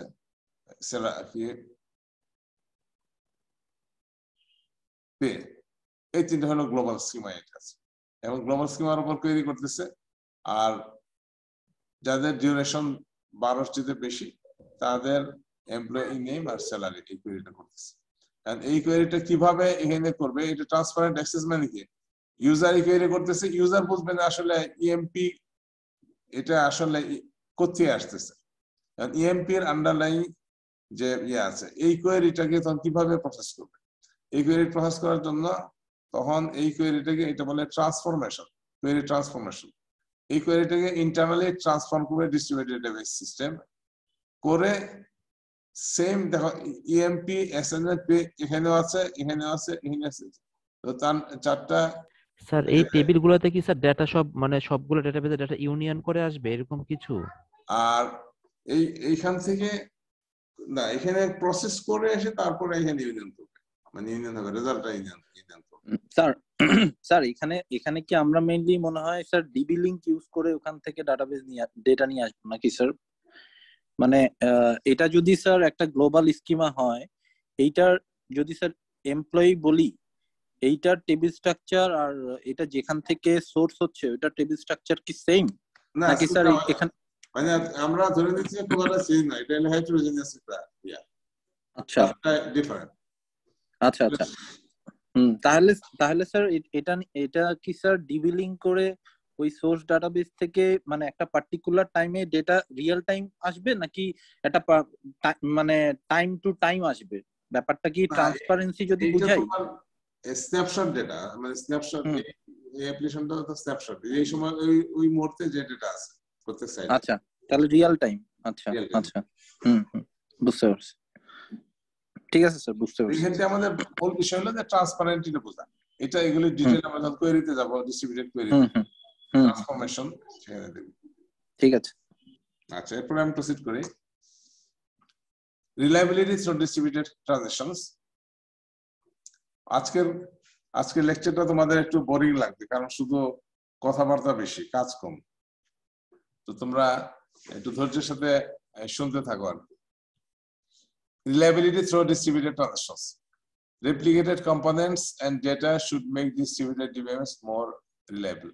Replicated, এটা তো যে আগের এক্সাম্পলে তুমি দেখলা যে রিপ্লিকেট, একই ডেটা বিভিন্ন লোকেশনে রিপ্লিকেট করা হয়। So replicated components and data should make distributed DBMS more reliable. Distributed transactions provide concurrency transparency আর ফেইলিউর অ্যাটমিসিটি, এই দুইটা টার্ম। কনকারেন্সি ট্রান্সপারেন্সি, যে কনকারেন্ট এক্সিকিউশন, মানে আমার যে এই থাউজেন্ডস অফ ট্রানজাকশন আসতেছে এবং the transaction need to be, যে এরকম না যে একটা ট্রানজাকশন কমপ্লিট হইলে তারপরে আরেকটা ট্রানজাকশন করতেছে, এবং কনকারেন্সি কিভাবে মেইনটেইন করছে থ্রু ইন দ্য ডিস্ট্রিবিউটেড এনভায়রনমেন্টে, এইটা that should not be aware of the user. এই ট্রান্সপারেন্সি কনকারেন্সি ট্রান্সপারেন্সি মেইনটেইন করা, এটা ইমপ্লিমেন্ট করবে ডিস্ট্রিবিউটেড ডিবিএমএস। আর ফেইলিউর অ্যাটমিসিটি, এই ফেইলিউর অ্যাটমিসিটি হলো, এটা একটা এক্সাম্পল এখানে দেই। মনে করো যে আচ্ছা এটা ওখান থেকে তো বোঝা যাবে না। মনে করো একটা ব্যাংকিং অ্যাপ্লিকেশন, তো ব্যাংকিং অ্যাপ্লিকেশন তোমার চারটা ডিফারেন্ট সাইটে মিলে একটা ট্রানজাকশন আসছে। তো সেই ক্ষেত্রে যদি তোমাদের কোন একটা সাইট ফেল করে, ট্রানজাকশন চলতেছে, চলাকালীন সময়ে একটা সাইট ফেল করছে, তাহলে what will be the fate of the transaction? মানে হয় সেন্ট্রালাইজ ডেটাবেজ এরকম অ্যাসিড প্রপার্টি মেনটেন করে, এই ডিস্ট্রিবিউটেড ডেটাবেজ সেই অ্যাসিড প্রপার্টি মেনটেন করতে হবে। এটা হলো ফেলিওর অ্যাটমিসিটি। যদি কোনো একটা সাইট ফেল করে তাহলে পুরো ট্রানজাকশন মাস্ট বি অ্যাটমিক। এটা ফেলিওর অ্যাটমিসিটি নিয়ে কোনো কোশ্চেন আছে? যে কোনো একটা সাইট, কারণ আমাদের ডিস্ট্রিবিউটেড ট্রানজাকশন সেন্ট্রালাইজ ট্রানজাকশনে ছিল ডেটাবেজে একটা এবং একই জায়গায় ডেটা আছে, তো সেখানে ফেলিওরের চান্স কম। আর ফেলিওর হইলেও এক এক ডেটাই মানে এক ডেটাবেজেই কাজ হচ্ছে। তো এখানে এই ডিস্ট্রিবিউটেড ট্রানজাকশনে অনেকগুলি সাইট জড়িত। এখন মনে করো যে তুমি যদি এরকম একটা অটোমেটিক ট্রানজাকশন ইয়ে করো, যে এই ইয়ার থেকে কি বলে বসুন্ধরা ব্রাঞ্চ তোমার অ্যাকাউন্ট আছে এবং এখান থেকে তুমি ট্রান্সফার করতেছো আর একটা ব্যাংকে, অন্য একটা অ্যাকাউন্টে, অন্য একটা লোকেশন। এখন ট্রানজাকশনটা কি হবে? যে দুইটা ডিফারেন্ট সাইট নিয়ে তোমার ট্রানজাকশনটা, এখন যদি কোনো একটা সাইট ট্রানজাকশন ফেল করে, তার মানে কি তোমার ট্রানজাকশন এক সাইডে মানে একটা সাইডে কমপ্লিট হয়েছে আর একটা সাইড ফেল করছে, তাহলে সেক্ষেত্রে তোমার ওই অ্যাটমিসিটি দুইটা সাইড মিলেই কন্টিনিউ করতে হবে, এনশিওর করতে হবে। এইটাই হলো ফেলিওর অ্যাটমিসিটি। হয় দুইটা সাইডেই ট্রানজাকশনটা কমিট করবে, আর যদি কোনো একটা সাইট কমিট না করে তাহলে ট্রানজাকশন উইল বি ফেইলড। এরপরে distributed transaction support requires implementation of distributed concurrency and control protocols আর commit protocols. Distributed commit মানে সেন্ট্রালাইজড ট্রানজাকশনের জন্য কমিটের জন্য কোনো প্রোটোকল দরকার পড়ে না, জাস্ট কমিট স্টেটমেন্ট এক্সিট করলে ট্রানজাকশন কমিটেড। কিন্তু ডিস্ট্রিবিউটেড ট্রানজাকশন যেহেতু অনেকগুলি সাইট নিয়ে একটা ট্রানজাকশন হয়, সেক্ষেত্রে কমিট করার জন্য সবগুলি সাইটকে এগ্রি করতে হয়। সবগুলি সাইট যদি এগ্রি করে যে yes I want to commit the transaction, তখনই ট্রানজাকশন কমিট হয়। এই কারণে কমিট প্রোটোকল ইউজ করা হয়। কিভাবে কনকারেন্সি কন্ট্রোল কিভাবে হবে? কারণ ডেটা কনকারেন্সি কন্ট্রোল করার জন্য মেইনলি মনে করা লক বেসড প্রোটোকল ইউজ করা, লকিং।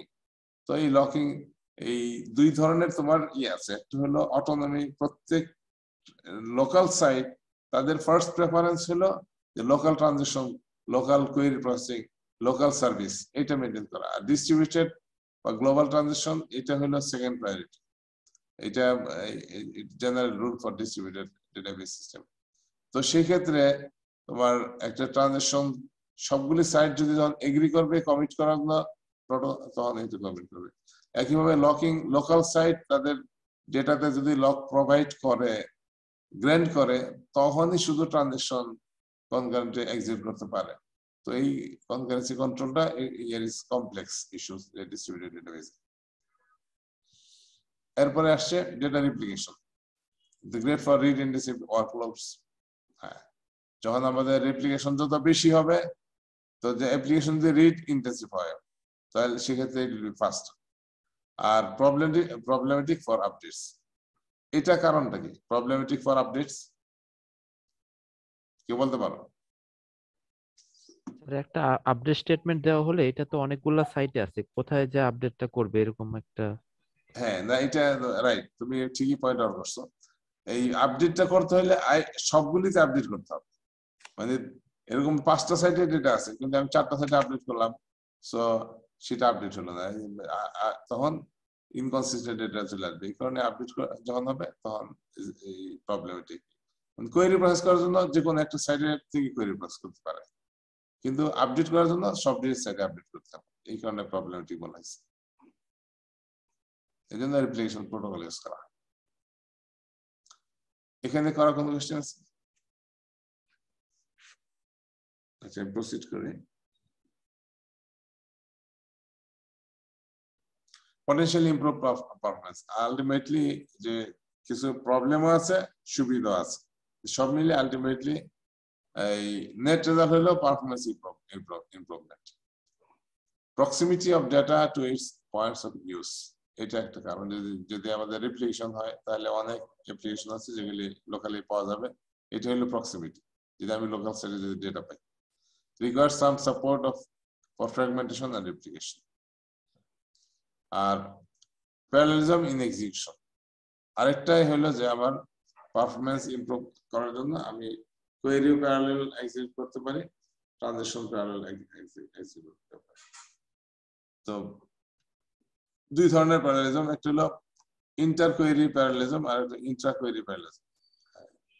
তো এই ইন্টার কোয়েরি অথবা ইন্ট্রা কোয়েরি দুইটা প্যারালেলিজম দিয়েই পারফরম্যান্স ইমপ্রুভ করা সম্ভব ইন ডিস্ট্রিবিউটেড ডেটাবেস অথবা প্যারালেল ডেটাবেস যেটাই বলা।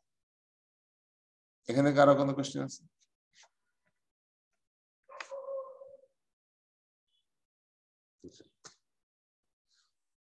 So what is inter-query parallelism? যেমন এখানে একটা যদি আমরা উদাহরণ দিই, the query Q1 at site S1 and Q3 at site S3 R R1 in site S1, R2 in site S2, relation R1, এটা হলো these are relations.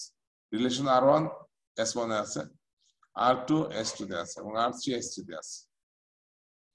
R Q1 হলো select star from R1 R2, Q3 হলো select star from R2 R3 relation. তাহলে Q1 and Q3 can be executed in parallel. এই দুইটা query এটা এই parallelly execute করতে পারে, এটা হলো ইন্টার কোয়েরি প্যারালেলিজম। এটা কিভাবে করে ইন প্যারালাল সিস্টেম অথবা ডিস্ট্রিবিউটেড সিস্টেম আমরা এটা ডিটেইল দেখব, বাট এখানে শুধু বুঝতে পারলে হলো যে what is inter query parallelism আর what is intra query parallelism. Inter query প্যারালেলিজমের কারো কোনো কোশ্চেন আছে? ইন্টার কোয়েরি হলো মানে পুরা সিস্টেমে যত কোয়েরি আসবে একটা কোয়েরির জন্য আরেকটা কোয়েরি অপেক্ষা করবে না, যখনই কোয়েরি আসে এক্সিকিউশন শুরু হবে। এইটা হলো inter query parallelism. Inter query parallel operation, একটা কোয়েরি চলতেছে, আরেকটা কোয়েরি আসছে সাথে সাথে সেটাও রানিং, আরেকটা কোয়েরি আসছে সাথে সাথে, মানে there is no queue in the query processing query system. এটা inter query parallelism.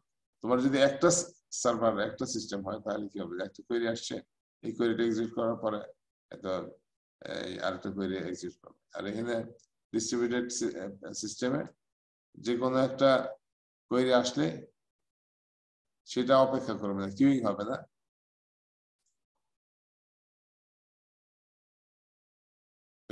Query process করা শুরু হবে প্যারালালি। স্যার আসসালামু আলাইকুম স্যার।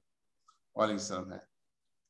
হ্যাঁ স্যার, এখানে Q1 আর Q3 থেকে R2 যে রিসোর্সটা আছে একসাথে অ্যাক্সেস করতেছে। হ্যাঁ, প্রশ্ন আরেকবার বলো। সো কনকারেন্টলি যদি আমি Q1 আর Q3 রান করি তখন R2 থেকে দুইটা একসাথে অ্যাক্সেস করবে R2 যে রিসোর্সটা। R2 এখানে এই যে R1 R R1 in S1, R2 inside S2, তাহলে R2 তে দুইটা কোয়েরি অ্যাক্সেস করতে হবে, তাই না? স্যার মানে একসাথে অ্যাক্সেস করবে একটা শেয়ার্ড রিসোর্স। শেয়ার্ড, হ্যাঁ, দুইটা একসাথে অ্যাক্সেস করবে। ওকে স্যার, স্যার এটি এবং এটা কিভাবে করবে এটা আমরা ওকে স্যার। আর এরপরে হলো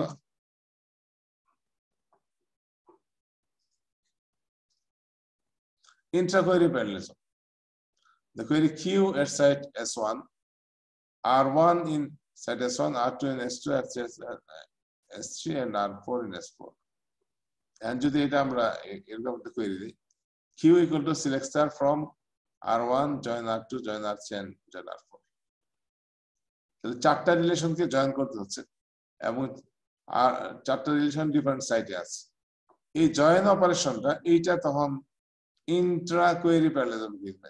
এই প্যারালেল এরকম না যে এই প্রথমে এই জয়েনটা করবে, এটা রেজাল্টের সাথে তারপর এটা জয়েন করবে, তারপর তার রেজাল্টের সাথে এটা জয়েন করবে, এরকম করবে না। বরং প্রতিটা জয়েন মানে বিভিন্ন অ্যালগরিদম আছে, যে R1 R2 থেকে জয়েন শুরু করলো, একই সাথে একই সময়ে R3 R4 জয়েন শুরু করতেছে এবং যে রেজাল্টটা আসছে ওই রেজাল্টের সাথে আবার এই রেজাল্টের সাথে এই রেজাল্ট একইভাবে একই সময়ে শুরু করছে।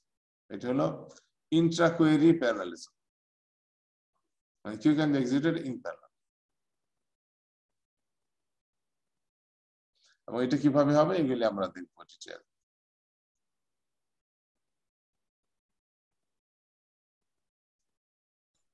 এখানে কারো ইয়েস স্যার আরেকবার একটু বলবেন?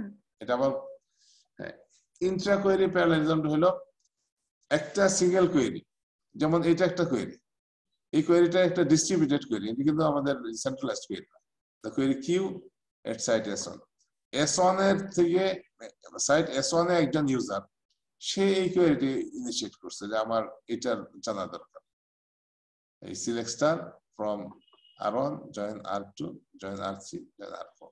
জি স্যার। R1 টা আছে সাইট S1 এ, R2 আছে সাইট S2 তে, R3 এর সাইট S3 তে, R4 আছে সাইট S4, চারটা ডিফারেন্ট লোকেশনে।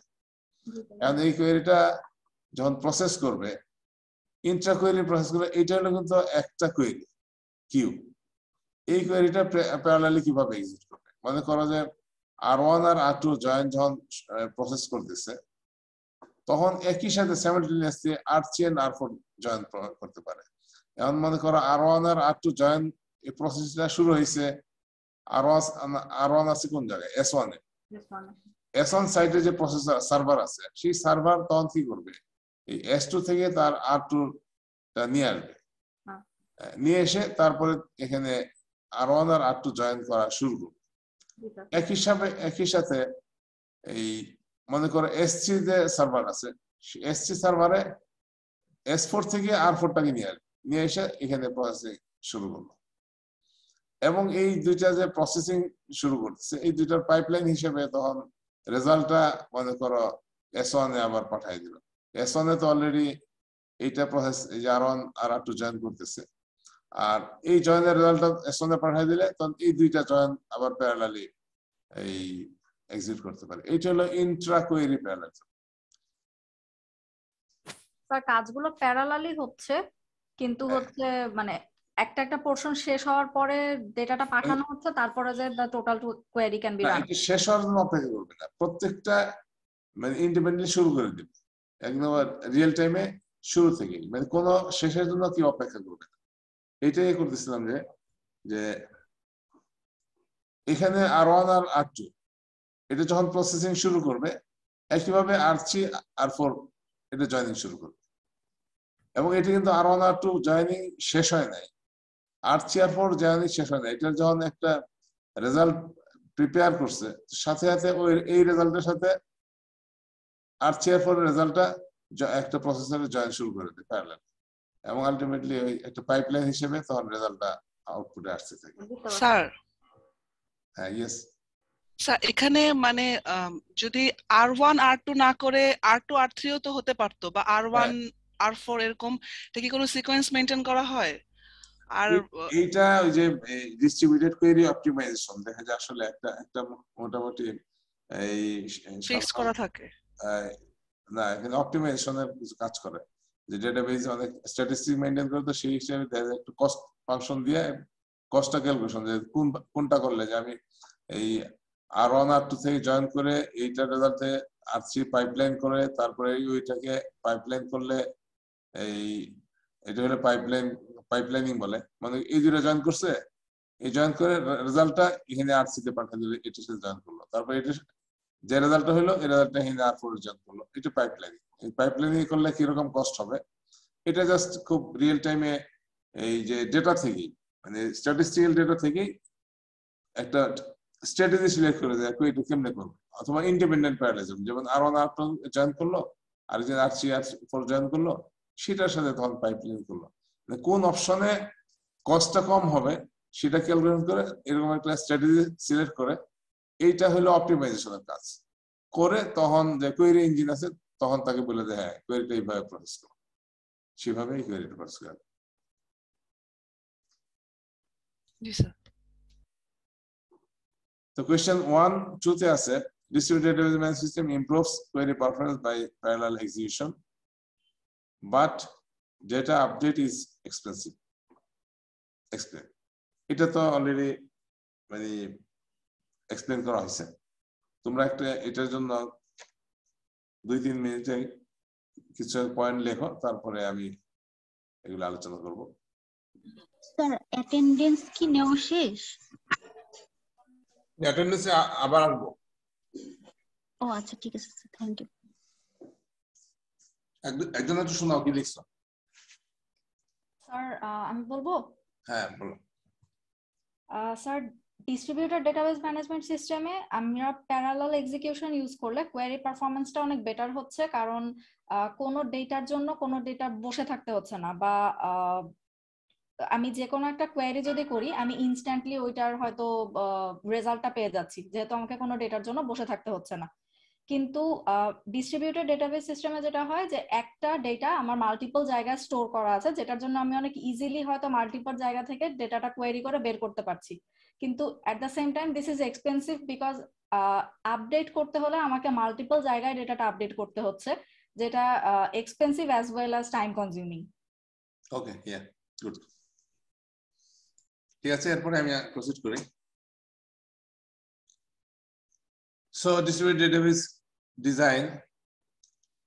তো ডিস্ট্রিবিউটেড ডেটাবেস ডিজাইনে আসলে আমাদের সেন্ট্রালাইজড ডেটাবেস ডিজাইন যত ইম্পর্টেন্ট এবং কমপ্লেক্স, এখানে আবার ডিজাইন খুব বেশি কমপ্লেক্স না।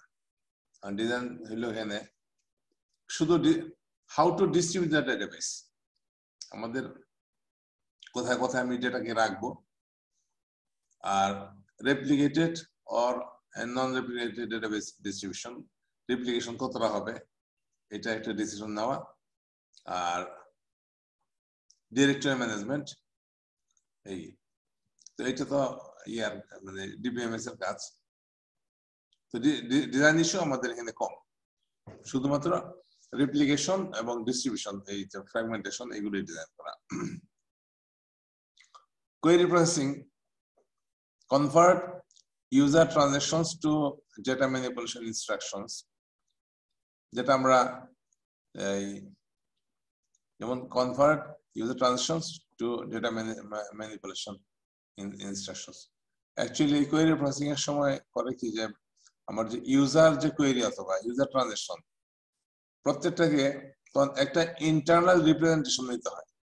এই কনভার্সনটা হলো এটা বলে ট্রান্সলেশন বা এই কোয়েরি ট্রান্সলেশন বা ট্রান্সফরমেশন।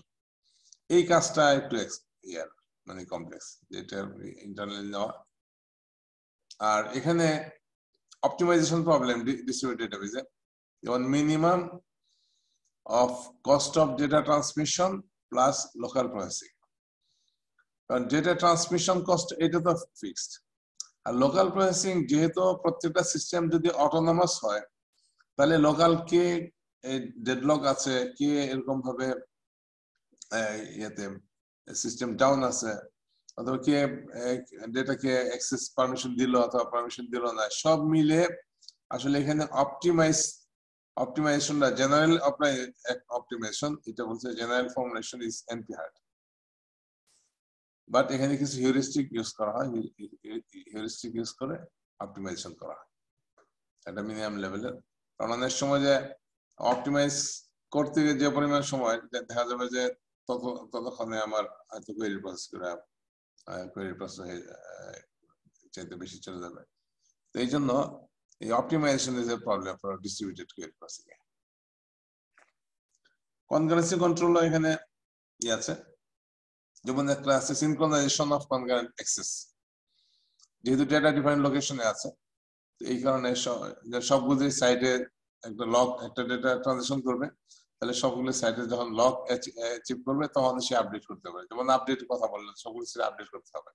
তো যখন পর্যন্ত আপডেট করার জন্য কি সবগুলো সাইটে লক অ্যাকুইজিশন করতে হবে, তারপরে আপডেট করতে হবে, আদারওয়াইজ তো ডেটা ইনকনসিস্টেন্ট হয়ে যাবে, এক জায়গায় আপডেট করলো আরেক জায়গায় আপডেট করলো না। তো এই কারণে এই synchronization is expensive. Consistency and isolation of transactions, যে আইসোলেশন এবং এই যে কনসিস্টেন্সি ডিস্ট্রিবিউটেড ডেটাবেস সিস্টেমে। Deadlock management is another issue. কারণ ডেডলক সেন্ট্রালাইজ সিস্টেমে তো ডেডলক ম্যানেজমেন্ট ইজি, তোমার এখানে জাস্ট একটা এই সাইকেল ডিটেকশন অ্যালগরিদম চলে, যেখানে আমার কোনো ট্রানজাকশনে আমাদের কোন সাইকেল আছে কিনা, অনেকগুলি ডেটা আছে, কোন ট্রানজাকশন কাকে লক করছে, এগুলি সব লকিং ইনফরমেশন দিয়ে একটা ওই হোয়াইট ফর গ্রাফ বলে এটাকে, গ্রাফ মেনটেন করে। গ্রাফের ভিতরে যদি কোনো সময় একটা সাইকেল ডিটেকশনের অ্যালগরিদম চালায়, ওই সাইকেল ডিটেকশনে যদি সাইকেল আসে তাহলে বোঝা যাবে ডেডলক আসে। তো এখানে সেন্ট্রালাইজড ডেটাবেস সিস্টেমে ইটস ইজি, কিন্তু distributed database system it's complex, যে আসলে একটা সাইকেল ডিটেকশন প্রত্যেক লোকাল সাইটে কোন ডেটা কোন ট্রানজাকশন কাকে কাকে লক করে রাখছে, তো এটার জন্য এই গ্রাফ মেনটেন করা ইটস এক্সপেন্সিভ। রিলায়েবিলিটি, তো এটা তো আমরা আগেই বলছি যে ডিস্ট্রিবিউটেড ডেটাবেস সিস্টেম করাই হয় মোর রিলায়েবল করার জন্য। So these are the relation between issues. এখানে দেখা যায় ডিস্ট্রিবিউশন ডিজাইন, যে ডিস্ট্রিবিউশন ডিজাইনে আমি যত বেশি ডিস্ট্রিবিউশন করবো, মানে যত বেশি রেপ্লিকেশন করব, তত আমাদের কি হবে, যে আমাদের কনকারেন্সি কন্ট্রোল কমপ্লেক্স হবে, রিলায়েবিলিটি বাড়বে, কোয়েরি প্রসেসিং আমাদের ফাস্টার হবে। মানে এটার সাথে এই ডিস্ট্রিবিউশন ডিজাইনের সাথে, ডিস্ট্রিবিউশন ডিজাইনটা হইলো, দেখো এটা হলো মিডল পয়েন্টে আছে, মানে এটার সাথে সবাই related. Directory management, query processing, reliability, concurrency control, এই চারটাই হলো রিলেটেড উইথ ডিস্ট্রিবিউশন ডিজাইনের উপরে। সো এই ডিস্ট্রিবিউশন ডিজাইনটা এটাই হলো মেইন কাজ in distributed database as a database designer. আর ডিরেক্টরি ম্যানেজমেন্ট এটা তো মেইনটেইন করবে সিস্টেম, কোয়েরি প্রসেসিং অপটিমাইজেশন এটাও সিস্টেম অপটিমাইজ করবে, কোয়েরি প্রসেসিং করবে as per your design, concurrency control এটাও করবে। তো এই সবগুলি করতেছে এই ডিস্ট্রিবিউশনের উপরে। আর কনকারেন্সি কন্ট্রোল থেকে আসে ডেডলক ম্যানেজমেন্ট। এই কনকারেন্সি কন্ট্রোল ডিস্ট্রিবিউটেড ডেটাবেস সিস্টেমের যে কনকারেন্সি ম্যানেজার আছে, এর উপর বেস করে এখানে ডেডলক ম্যানেজমেন্ট। কোনো কোশ্চেন আছে?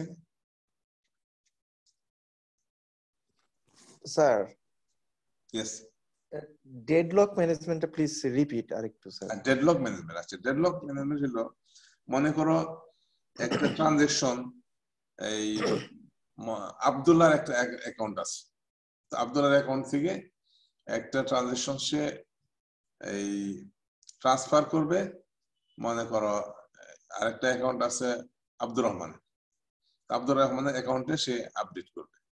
কারণ আব্দুল্লাহর অ্যাকাউন্টে সে প্রথমে লক রিকোয়েস্ট করছে, আব্দুল্লাহ অ্যাকাউন্টে একটা সাইট আছে আর আব্দুর রহমানের অ্যাকাউন্ট হলো অন্য এক সাইটে আছে।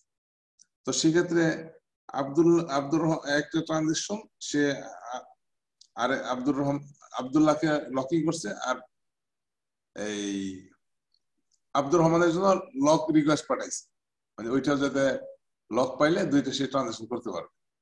আরেকটা ট্রানজাকশন সে ওই আব্দুর রহমানকে লক গ্র্যান্ট করছে, কিন্তু সে অপেক্ষা করতেছে, আব্দুল্লাহ রিকোয়েস্ট পাঠাইছে যে সাইটে আছে যে আব্দুল্লাহর পাওয়া একটা লকিং দরকার। এখন দুইটা ট্রানজাকশনই অপেক্ষা করতেছে, T1 অপেক্ষা করতেছে এই আব্দুর রহমান সাইটের লক পাওয়ার জন্য, আর T2 অপেক্ষা করতেছে আব্দুল্লাহ সাইটের লক পাওয়ার জন্য। আচ্ছা, এটা হলো is kind of deadlock. Okay, thank you sir. তো ডিস্ট্রিবিউটেড ডেটাবেসে এই deadlock management is challenging, centralised ডেটাবেসে this is not so much challenge. তাহলে এখানে যে dimensions of the problem, distribution, whether the components of the system are located on the same machine or not, এটা এই issue. Heterogeneity, এটা আমরা দেখলাম various levels, যেমন হার্ডওয়্যার heterogeneous হতে পারে, combinations, operating system, DBMS itself heterogeneous হতে পারে। আর DBMS এর ভিতরে আছে ডেটা মডেল, তারপরে query languages, transactional management algorithms, এই মানে বিভিন্ন জায়গায় হেটারোজেনিটি আসতে পারে।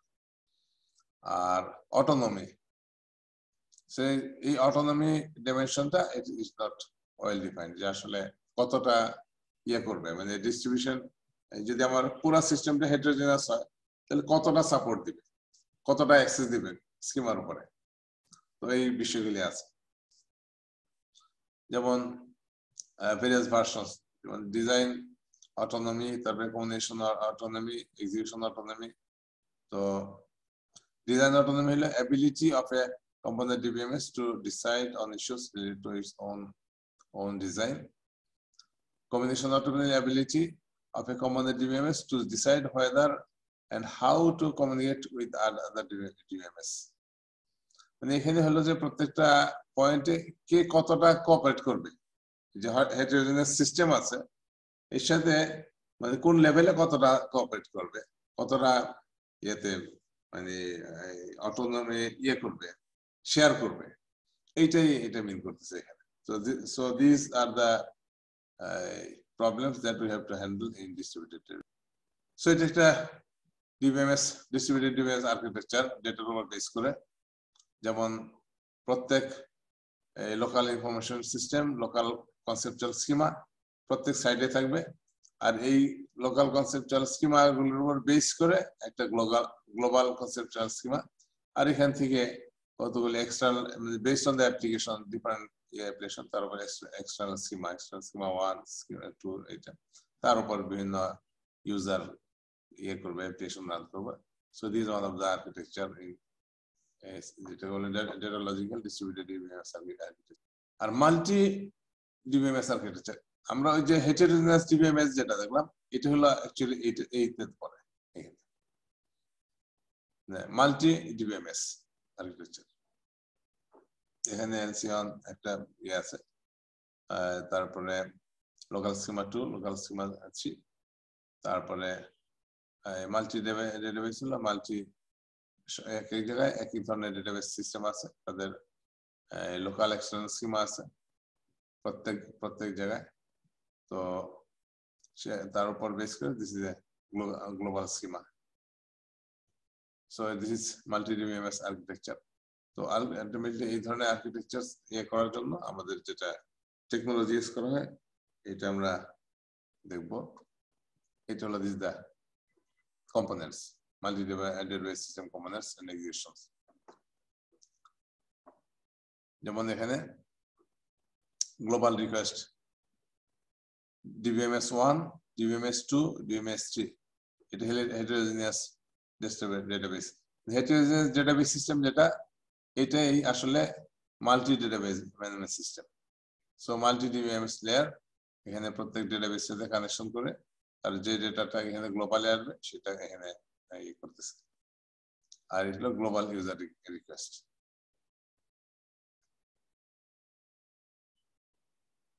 আর এটা ইমপ্লিমেন্টেশনের জন্য so this the wrapper architecture, mediator and wrapper architecture.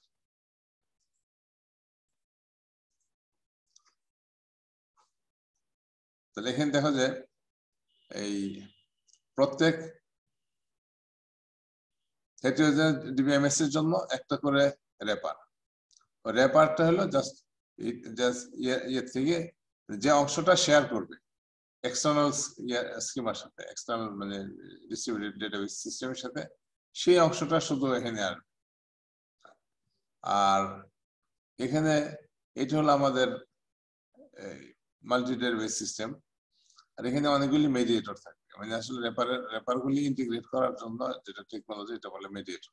এই মেডিয়েটর বিভিন্ন যে কম্পোনেন্ট গুলি আছে, এই কম্পোনেন্ট গুলি ইউজ করে আসলে রেপারগুলিকে ইন্টিগ্রেট করে তারপরে এখান থেকে যে গ্লোবাল স্কিমায় একটা গ্লোবাল ডেটাবেস থাকবে, সেখানে ডেটা স্টোর করবে।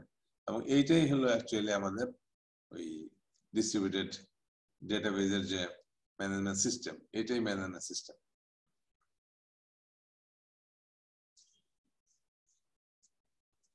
কারো কোনো কোয়েশ্চেন আছে? So this is the final question asked. Distributed database management system is scalable with low cost. Explain. A distributed database management system high reliability by replication. এখানে কারো কোনো question আছে? সরি, স্কেলেবল মানে জানি কি ছিল? এই স্কেলেবিলিটি হলো যে তোমার সিস্টেম এক্সপানশন, তোমার যত খুশি তুমি সিস্টেম বাড়াইতে পারো, আগের সিস্টেম মানে রানিং থাকবে। এক্সিস্টিং সিস্টেমের সাথে ইনক্রিমেন্টালি তুমি সিস্টেম আপডেট করতে পারো, আপগ্রেড করতে পারো। এই কারণে বলছে distributed database management system is scalable.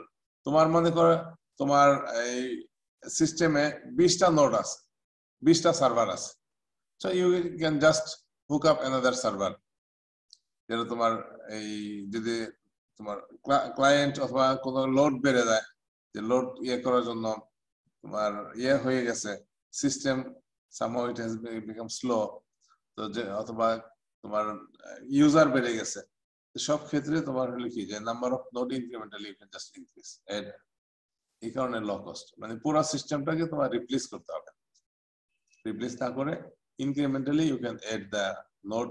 এখানে ওই কি বলা হয় নোড, প্রত্যেকটা যে ইনক্রিমেন্ট নোড মানে তুমি একটা সার্ভার, সেই সার্ভারকে এখানে অ্যাড করে দিবে, এই কারণে এটা লো কস্ট। স্যার স্কেলেবল এবং লো কস্ট তো এই কারণেই যেহেতু আমরা এখানে হেটারোজিনিয়াস ডাটাবেস গুলোকে ইন্টিগ্রেট করতে পারতেছি, তাই না? না, এটা হলো স্কেলেবল হলো এই কারণে যে তোমার মনে করো যে তোমার একটা ই কমার্স সিস্টেম আছে, জি ই কমার্স সিস্টেম আছে, সেখানে তোমার হচ্ছে যে হয়তো 5টা সার্ভার দিয়ে তুমি মেনটেন করতেছো। জি এখন তোমার আগের যে ক্লায়েন্ট ছিল, এখন ক্লায়েন্ট তোমার দ্বিগুণ হয়ে গেছে, স্বভাবতই তোমার স্লো হয়ে যাবে, তাই না?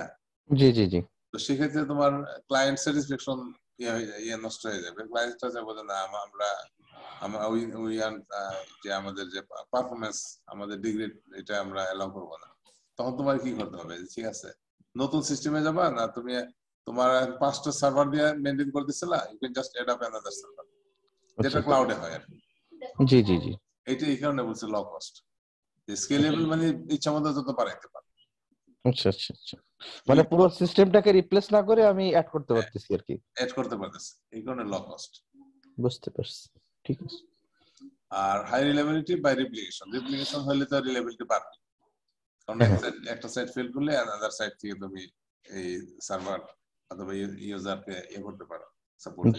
জি জি, আর এই জায়গা তো আরেকটা কথা বলাই আছে যে আপনার যতগুলো নোডে সেম ডাটা থাকবে সেগুলো মানে সিমুলটেনিয়াসলি আপডেট হইতে হবে একসাথে, নাহলে তো ইনকনসিস্টেন্সি তৈরি হবে, এই জন্য তো রিলায়েবিলিটিও বাড়বে। বুঝতে পারছি, থ্যাংক ইউ স্যার। তো ঠিক আছে, আজকে এই পর্যন্তই। আর তোমাদের অ্যাটেন্ডেন্সের জন্য আমি আবার আসছি। কোনো কোশ্চেন আছে আবার? তোমরা এই সাবমিট করবা, সাবমিশন টাইমটা মানে কতক্ষণ, যে 3টা প্রশ্ন, এটা তো ক্লাসে সলভ করে ফেলার কথা।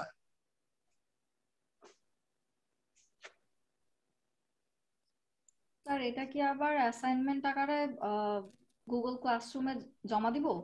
ক্লাসরুমে তোমাদের ওই এই যে ক্লাস পারফরম্যান্স যেটা 20% বলা আছে না, জি প্রতি ক্লাসে এরকম এই কোশ্চেন যেগুলি ক্লাসে সলভ করতেছো, জি স্যার। ক্লাসের পরে সার্টেন টাইম পরে এটা ওই দিনই সাবমিট আপলোড করতে হবে আচ্ছা স্যার, স্ক্যান করে। তো আজকেরটা সময় দিলাম তোমাদের, এই হয়তো আগামীকাল পর্যন্ত সময় তোমরা এর পরবর্তীতে যেটা হবে প্রতিদিন একটা দিনে আপলোড করতে হবে। এটাকে হ্যান্ড রিটেন দিব নাকি আপনার ওয়ার্ডে দিব? তোমরা হ্যান্ড রিটেনই সাবমিট করতে হবে। তোমার ক্লাস নোট, মানে তুমি ক্লাসে যা করলা, ক্লাসের এটা যে পার্ট অফ ইওর ক্লাস, তো ওখান থেকে জাস্ট তুমি করে ইমেজ করে আপলোড করে দিবে। ওকে ওকে স্যার এটা কি ইমেজ করে পিডিএফ করা লাগবে নাকি শুধু ইমেজটা দিলেই হবে? তোমরা নরমালি যেটা করো গুগল ক্লাসরুমে কি করো, পিডিএফ করো না ইমেজ করে জাস্ট? স্যার এক এক রকম পিডিএফ চাই কেন? PDF is preferable. আচ্ছা, আমি এতে যাচ্ছি, দেখে তোমাদের অ্যাটেন্ডেন্স আবার। স্যার আপনি কি গুগল ক্লাসরুমে অ্যাসাইনমেন্ট ক্রিয়েট করে দিবেন নাকি আমরা জাস্ট জেনারেলি? গুগল ক্লাসরুমে আমি এখনই অ্যাসাইনমেন্ট ক্রিয়েট করে দিচ্ছি। ওকে স্যার রিসোর্স গুলো যেগুলো পড়ালেন এগুলো কি আজকে একটু দিবেন স্যার শেয়ার করে? হ্যাঁ, এটা দিকে আমি আপলোড করতেছি। স্যার ক্লাসরুমে দিলে স্যার একটু ড্রাইভ থেকে শেয়ার করবেন যেন আমরা যাতে ডাউনলোড করতে পারি স্যার। ক্লাসরুমে মানে এমনি যদি স্যার শুধু মানে পাওয়ার পয়েন্টটা যদি শেয়ার করা হয় তাহলে শুধু দেখা যায় আর কি, ডাউনলোডটা মনে হয় করা যায় না। কেন? স্যার আগামীকাল কয়টার মধ্যে আপলোড করব? আগামীকাল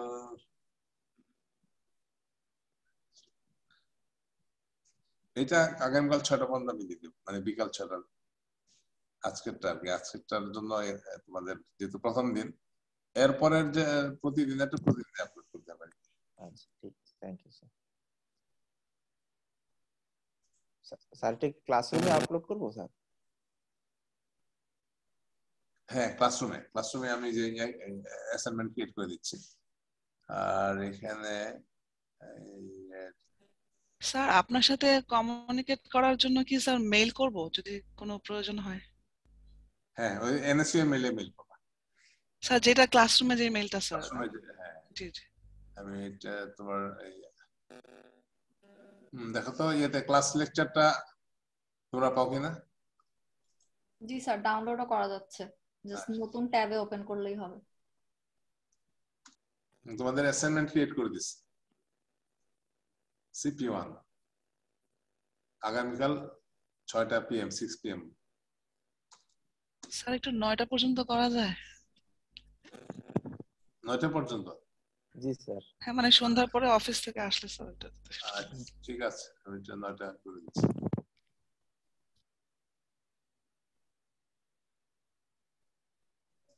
স্যার ক্লাস লেকচার গুলো কোথায় পাওয়া যাবে? ক্লাস লেকচারে যে ইয়েতে ক্লাস লেকচারের ক্লাসরুমে আপলোড করে দিয়েছি তাই। স্যার এটা কি ড্রাইভে দিয়েছে? পাচ্ছি না তো। ক্লাস ওয়ার্ক ট্যাবে, ক্লাস ওয়ার্ক। স্যার আরেকটা রিকোয়েস্ট স্যার। স্যার ওই যে মানে রেকর্ডিংটা আর বইটা কি স্যার একটু কষ্ট করে আজকে দিবেন স্যার? হ্যাঁ দিচ্ছি, এখন দিচ্ছি 9 PM। ঠিক আছে, রেকর্ডিং তো ক্লাস শেষ হলে মনে হয় দেওয়া যাবে। ক্লাস ওই না রেকর্ডিং একটু ইয়েতে মানে ক্লাস শেষ হলে ক্লাস শেষ হলে আমি দিয়ে দেব, রেকর্ডিং আছে দিয়ে।